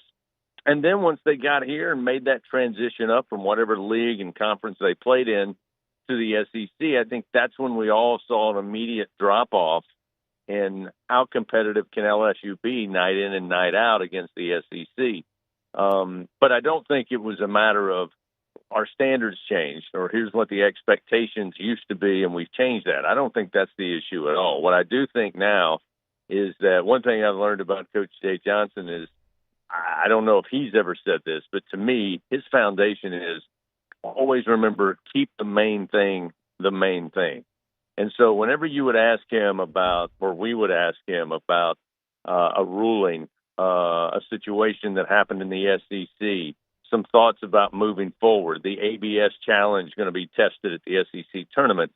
Coach Johnson's really good about saying, well, here's my initial thoughts on the theory behind it, but until I get a chance to spend some time research and get my arms around it, get the brain. What I mean by that. Did we lose Chris? I think we lost Chris. Jordan, go ahead and call him, and we'll reconnect with him. But no, Chris is right. Like, the standards of this program have not changed. Jay, always year in and year out, has a blueprint of what he's looking for. And for whatever reason, it didn't occur this year. It didn't translate. Like Daniel Dickinson came from a smaller school last year. It translated over. Zach York from Grand Canyon didn't translate at all. Trent Caraway from Oregon State, you thought, okay, big-time baseball program. He's going to slide right in there and be okay.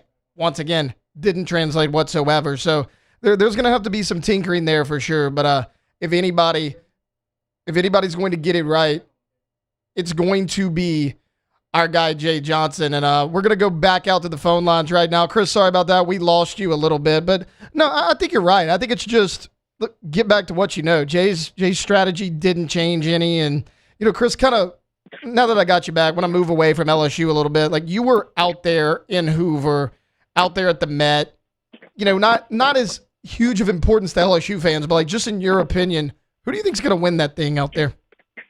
You know, I think it's always funny because after you see the first couple of teams play, whether they're the higher seeds or the lower seeds, you kind of get a sense of where that team is at this point of the year.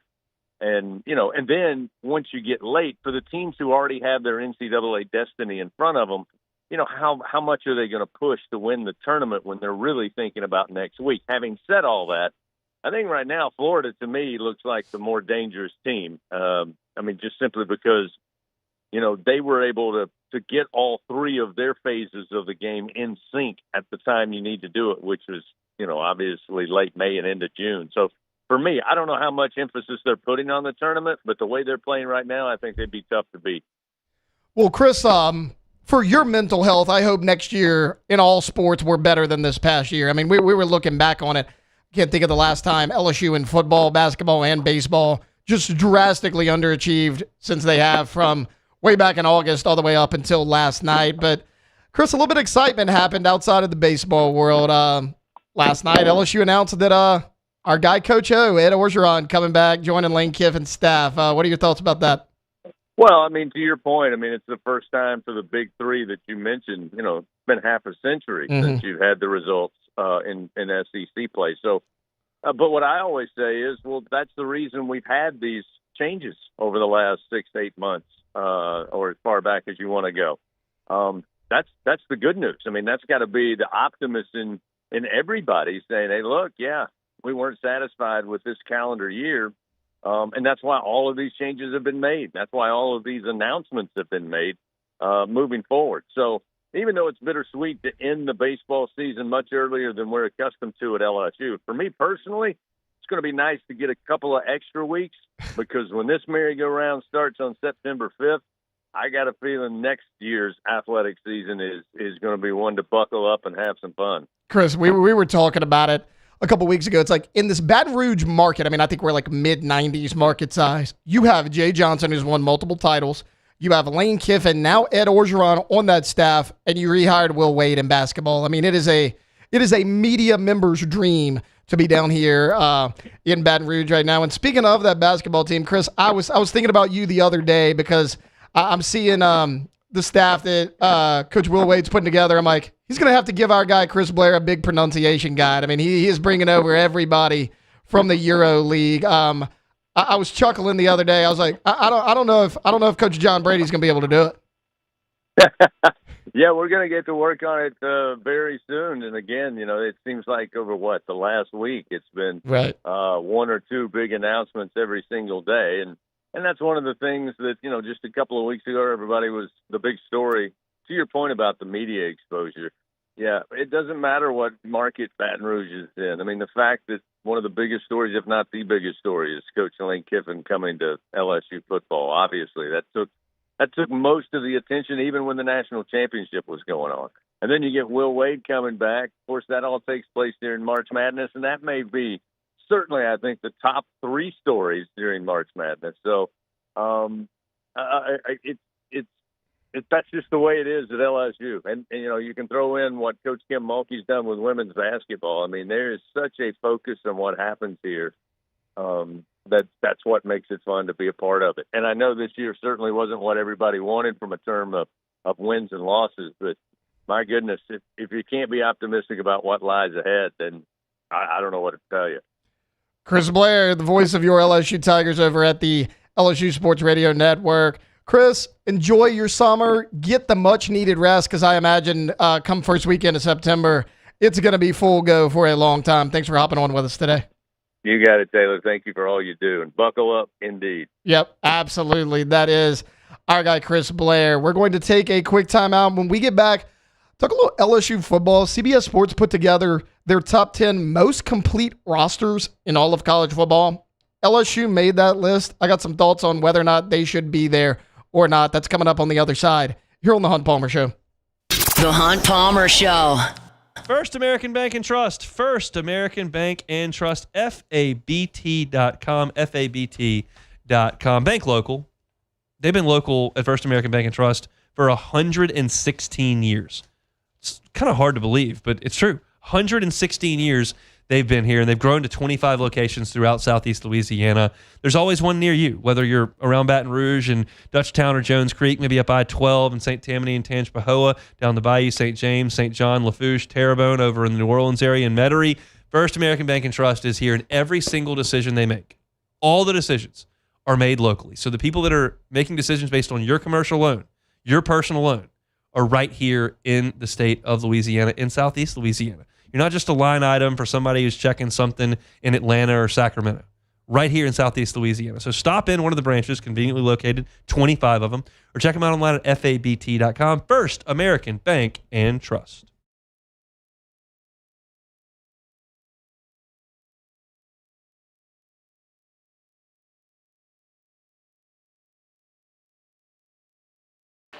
When it comes to industrial construction, River Parish Contractors can do it all. Mechanical, structural, custom fabrication, specialized welding, and turnaround services. Strategically located in between Baton Rouge and New Orleans, we have the local team with the experience and commitment to safety to manage the most complex industrial projects. Period. Here's the deal. Partnering with us means your project is delivered on time, on budget, and most important, safely. River Parish Contractors, let's get building.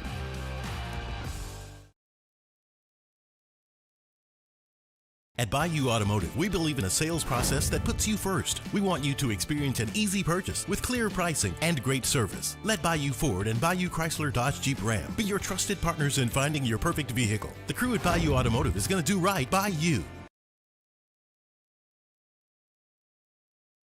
Raising Cane's Texas Toast is a thick slice of bread, garlic butter spread, grilled to golden perfection, and made to order just for you. Because when you make it right, you can taste it in every bite. Raising Cane's Chicken Fingers. One love. At Sunshine, your hometown John Deere dealer, we know you deserve value when you purchase equipment. Right now, take advantage of the powerful 3025E tractor for just $297 a month, with 0% financing for 72 months. Tractor packages with a trailer also available. Whether you're tackling land, property, or projects, get your job done. Don't wait. This offer ends June 30th, 2026. Some restrictions apply. Visit sunequip.com or stop by a Sunshine location today.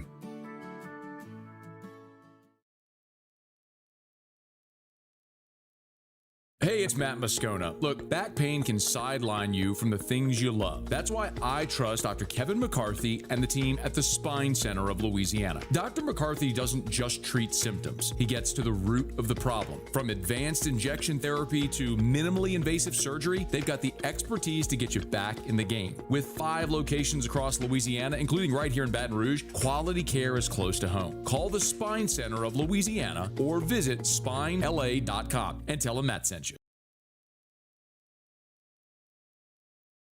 Men, age is just a number. Don't let it dictate how you feel. Goodwood Men's Sexual Wellness has anti-aging services that can help you look and feel your best. Visit yourgoodwood.com and discover a renewed sense of vitality.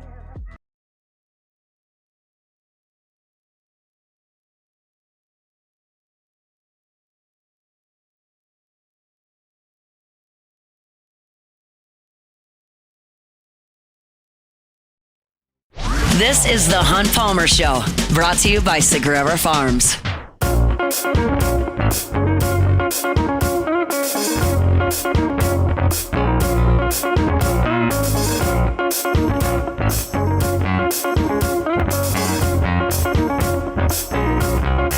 All right, welcome back in.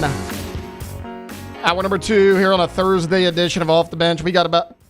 I did it. I almost went the entire show jinxed yourself earlier. Saying Hunt Palmer. Almost did it. You jinxed yourself earlier. That's Guys, your it's fault. the Hunt Palmer Show. This is not Off the Bench. Off the Bench is 7 to 10 a.m. We're back on Thursday edition of the Hunt Palmer Show. You know you messed up? You didn't say we're working towards the weekend. Hunt always says we're working towards the weekend. I get it, but we still got another show tomorrow. Hey, I'm not working towards the weekend. We're working towards Friday. Tomorrow we're working towards the weekend. It's not logical. It just gets the people going. Well, look, we're back. We got about 25 or so minutes to go. Next segment, we will close it out like we do every day with a little bit of take it or leave it. Right now, I want to hit a little LSU football or college football, if you will. CBS Sports put out an article earlier this week ranking their top 10 most complete rosters in college football. Coming in at number 1, no big surprise, it's the Texas Longhorns.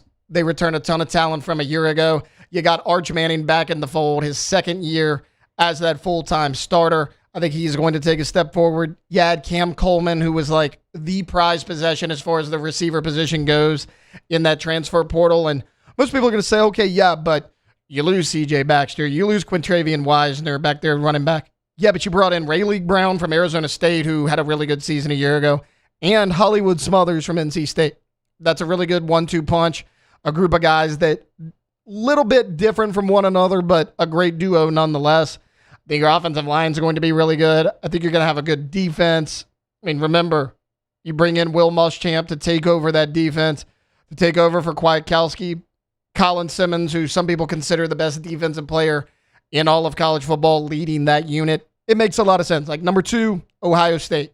Yes, you have, in my opinion, the best quarterback in college football returning in Julian Sayin, who was a Heisman finalist a year ago. You have Jeremiah Smith, Mr. Everything, a receiver. Makes sense as the top 2. Then you go Georgia.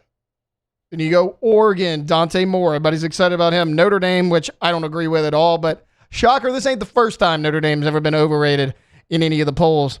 Miami, yes, they made the title game a year ago. They still got some talent back there. Coming in at number 8 on this top 10 list, it's the LSU Tigers. Now, what CBS did, they put out a little list of like, here's the best position group on the team. They got it as quarterback. Look, I love Sam Leavitt. I'm excited about that. I think when fully healthy, Sam Leavitt was the best quarterback in the transfer portal, Brendan Sorsby included. Landon Clark played a lot of football last year, albeit at Elon, but he put up solid numbers. Now, Husan Longstreet, a little bit of the unknown, right? He played in 4 games a year ago, but very limited action. Saw some production, former 5-star guy. So there's a lot to like about this LSU quarterback room coming into the season. That you can't call that the best position group on the team. Not because I don't think it's good. That running back position at LSU's got a lot of talent in it. You bring back Harlan Berry and Caden Durham, 2 guys you absolutely had to get back. Remember, Durham entered his name in that portal. One of the first guys Lane Kiffin brought back. He convinced Harlan Berry to stick around despite the fact that they lose Frank Wilson. Then you go at a guy like Dylan Jones, who everybody's raving about coming out of spring practice. I mean, there's reports that, hey, if the game started today, Dylan Jones would actually be the starter, not Harlan Berry, not Caden Durham. There's a lot of talent there. The biggest issue for them is how does the O-line look? Because a year ago, it was really, really bad. Lane Kiffin has completely revamped that thing. He's brought in a lot of talent. We just haven't seen it yet. There's talent in that room. We just got to see it all come together. How does the roster stack up, though, as far as this top 10? Are they really a top 10 roster in all of college football? There's a chance. Like you had your best group, I think quarterback's up there. I think running back might be your best group. In my opinion, the most talent that you're going to see as far as your starting 11 on one side of the ball or the other is the LSU secondary. PJ Woodland was really good last year. I understand. Mansour Delane was awesome. He got all the headlines. He was a top 10 pick. I get it. PJ Woodland had a really good season a year ago. DJ Pickett's going to fill that role beautifully. I think he has a chance to be the next great LSU DB. Your safeties are set. You guys know, on the morning show, I have raved about Ty Benefield since the minute he committed to this team out of the transfer portal because I watched him play a bunch at Boise State. I know what this guy can do. I love the versatility he brings to your defense. Because when you start Ty Benefield next to a guy like Tamarcus Cooley, you can take Deshaun Spears, a guy who's 6'3", hovering around 220 pounds, move him down to that star role where I think he's going to be awesome. And let me tell you, I've been out there a few times during spring practice. He looks right at home at that star position, and we know how important that is for Blake Baker's defense. I love all those spots. As far as the concerns go, I'm a little worried about the D-line only because there's not a ton of experience back. You did a great job in recruiting. I mean, you bring in Deuce Geralds, who's probably my favorite of the freshman group. Lamar Brown, who wasn't there in the spring, will be there in the fall. And that's a 5-star guy. You bring in a Richard Anderson. Dominic McKinley's back. Can he take a next step? There's talent there, a lot like the offensive line, who we'll get to in a second. There's just a little bit of unknown. Talent's there. You need these young guys to step up. Like Deuce Geralds was running with the ones the majority of spring practice. Now, you got some veterans, too. Malik Blockton from Auburn. Stephylon Green from Clemson. Green was nicked up a lot there in spring. He was kind of out there one day, not out there the next. But those are veteran guys, but they're from other programs. You got to bring them in here, incorporate them into your system. Now, that's probably a little bit easier to do with D-line than other positions, but it's still something you have to do. Obviously, the offensive line. I'm concerned about the offensive line just because it's new to us. You got a new O-line coach, and you got a completely new offense, and you need that position to be good for everything else to work. What gives me a little bit of optimism is how the hell is it going to be as bad as it was last year? Seems almost impossible. Maybe it could happen. I'm cautiously optimistic about that unit because, again, there's a lot of guys that hadn't played together yet. But you got Braylon Moore back at center. Bo Bordelon looks like he's had one of the better springs out of anybody. You bring in Jordan Seaton, who was the number 1 left tackle in the portal.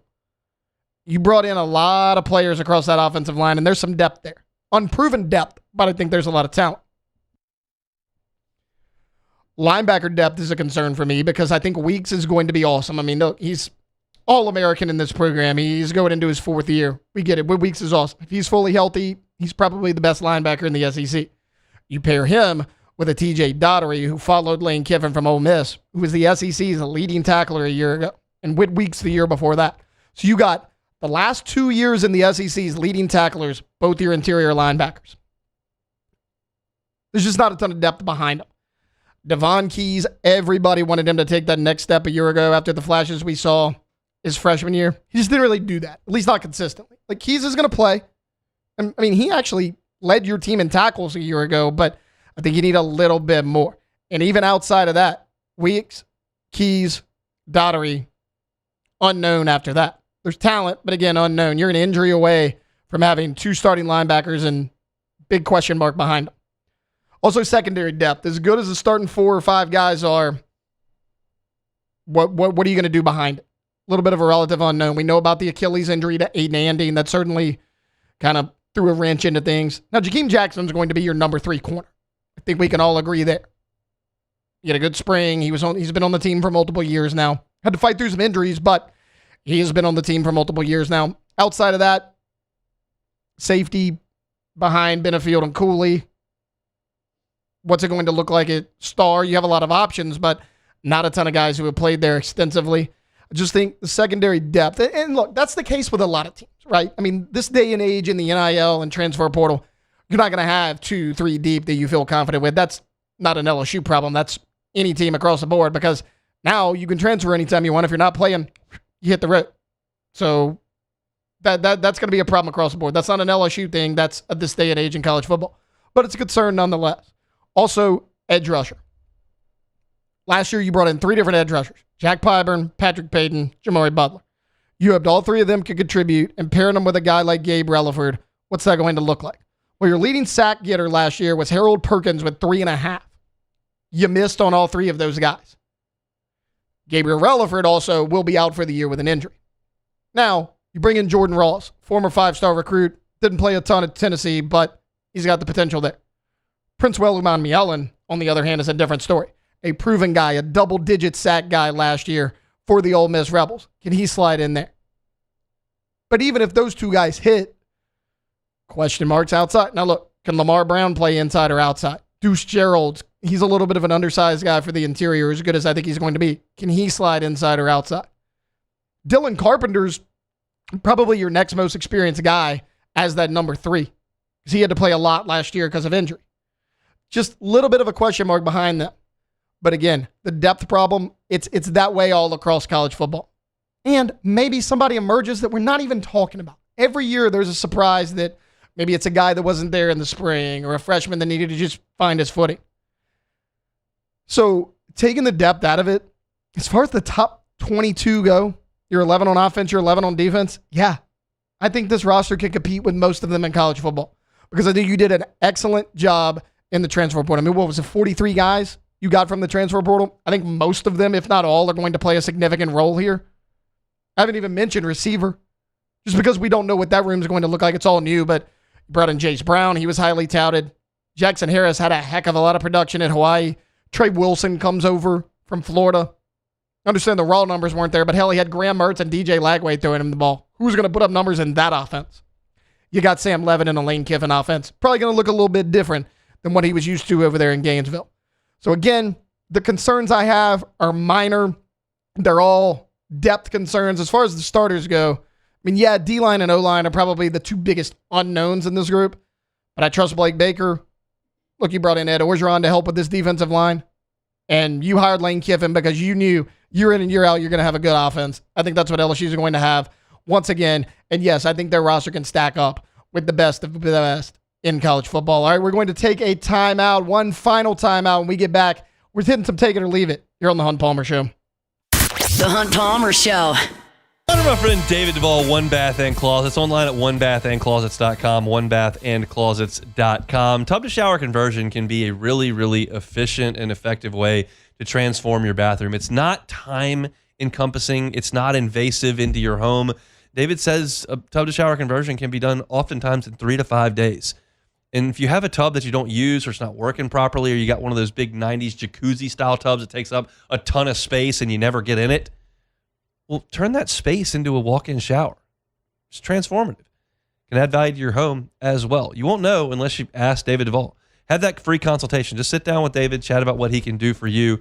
They do have financing available, 0% up to 18 months. So go to onebathandclosets.com and get that consultation. You'll be able to see the pictures of their great work. You'll see the satisfied clients who have left reviews. It's David Duvall and One Bath and Closets. Been at it for 35 years. Onebathandclosets.com. Hi, this is Beth Serena. Welcome to my pool.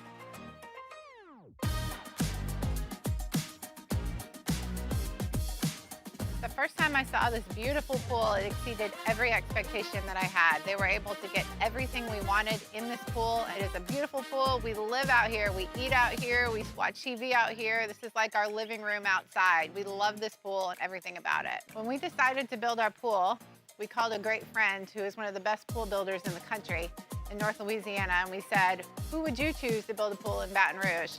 And without a hesitation, he told us Russell Pools. He said their history, tradition of great builds, great pools was unmatched. So of course, who did we call? Russell Pools. The advice I would give to anyone looking to build a pool is first call Russell Pools. They'll do an incredible job. It'll be incredibly organized. It'll be time efficient, and you will have your pool in no time.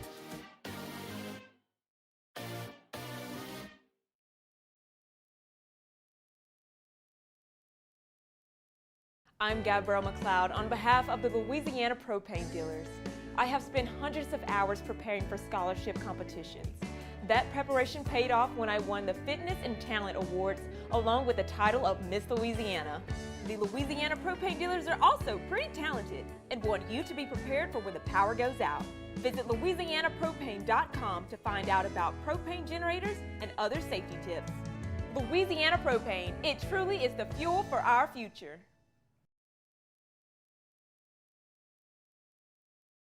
After a decade of working in private duty nursing, I know how hard it can be to find compassionate care for the ones that you love the most.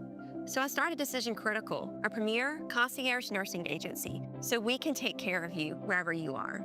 Our highly skilled nurses provide exceptional care from the comfort of your own home with personalized packages for short-term, long-term, or even around-the-clock care. Visit us at decisioncriticalbr.com and give us a call today to get started.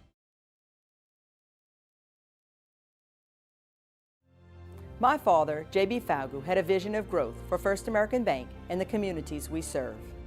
The bank's foundation was built on his legacy of compassion, loyalty, and dedication.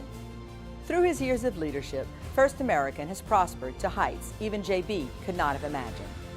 I know my father would be extremely proud of the customer service and financial stability that First American provides to Southeast Louisiana. We continue to thrive because of the legacy of JB Falgout. ED, low T, or simply seeking to optimize your health and performance? Goodwood Men's Sexual Wellness offers a range of discreet services to address your specific needs. We empower men to reclaim their health. You're listening to The Hunt Palmer Show, brought to you by Sagrera Farms.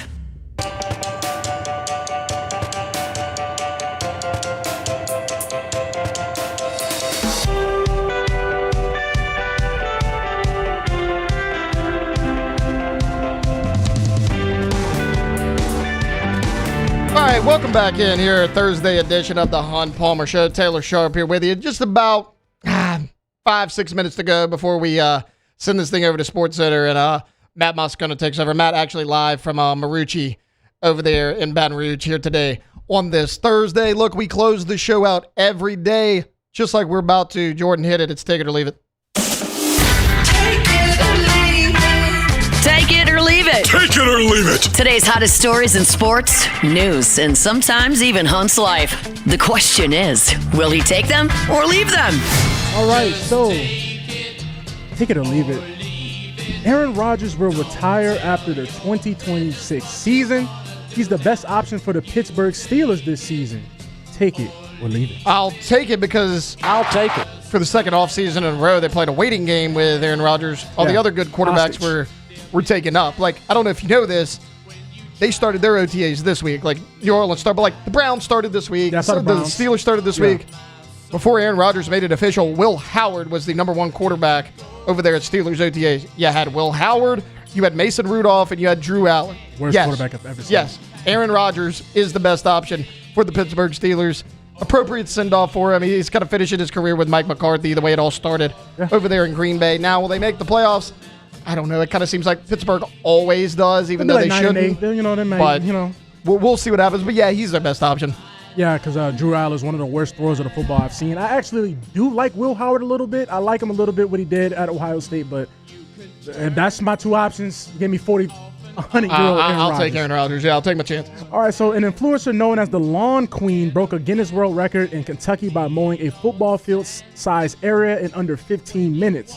Can Taylor break this record? Take it or leave it? Yeah, I'm leaving it.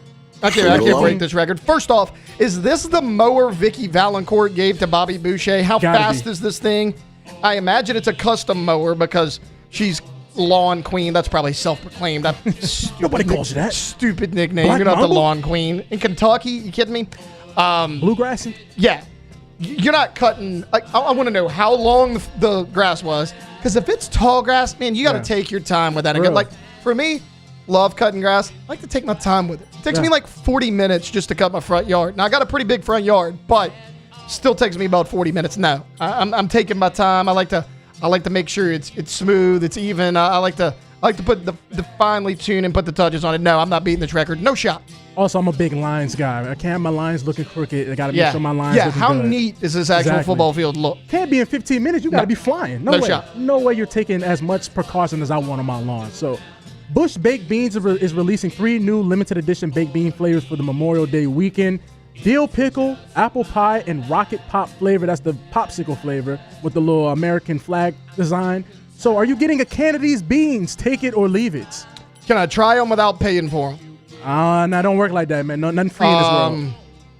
Yeah, screw it. I'll still take it. Why not? Whoa, I'll take it. Okay, only because. What flavor? I'll try the apple pie. Okay. Well, because they do applewood smoked bacon, and apple's real sweet. Baked beans are already sweet. Like, how bad could that be? There's a 0% chance I'm ever trying the rocket pop. Yeah. No shot on that. Also, why do we feel the need to make everything dill pickle flavored? Yes, I'm good on that. Like, I'll put a dill pickle on my barbecue pulled pork sandwich, and it's not bad. Burger for sure. By itself, no. I would try the apple pie. That would be the only other 3. Man, you should have been in here when we had we talked about a dill pickle smoothie from Smoothie King. You feeling that? The dill pickle smoothie from I'm going to imagine that Hunt Palmer turned his nose up at that. Yes, he did. Yes. As he should have. Yes. All right, so Florida Center Ruben Chenlehu Chineleu, decided Thursday he'll return for his senior season of running back with a stacked front court for the Gators. They also had Alex Condon and Thomas Howell come back to the Gators, put their name in the draft and come back. So will the Florida Gators be preseason number 1? Take it or leave it. Yeah, I'll take it. I mean, they were defending national champs coming into this past year. I thought they were the best team in the SEC.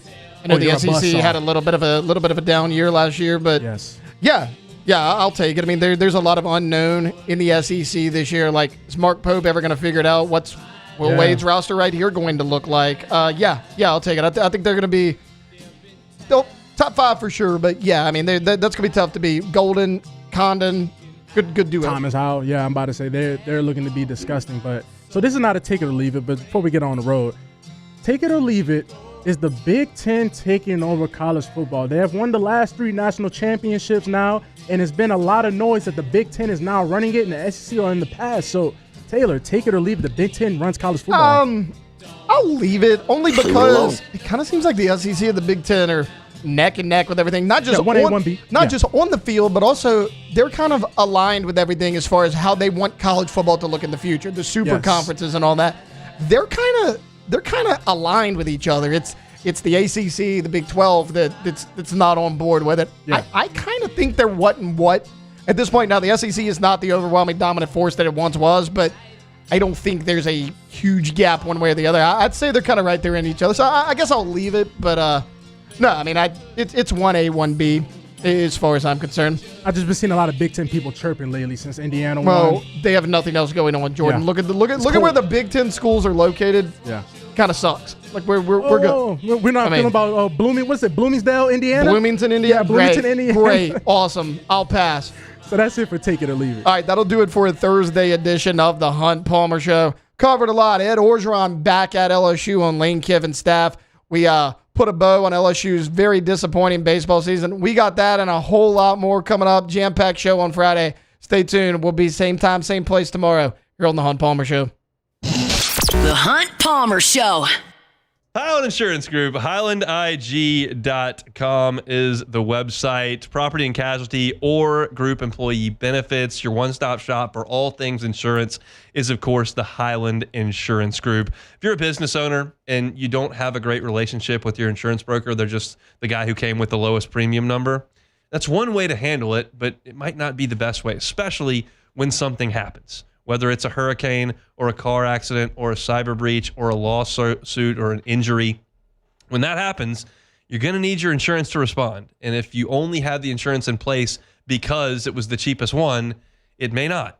Jonathan Carver and his team can be a trusted advisor and a part of your team as a business to make sure that your business continues to run even if the event happens. Give them a call or check them out online, HighlandIG.com. They're right here in Baton Rouge, but they can help you out statewide. It's Jonathan Carver and his team at the Highland Insurance Group. They're online at HighlandIG.com.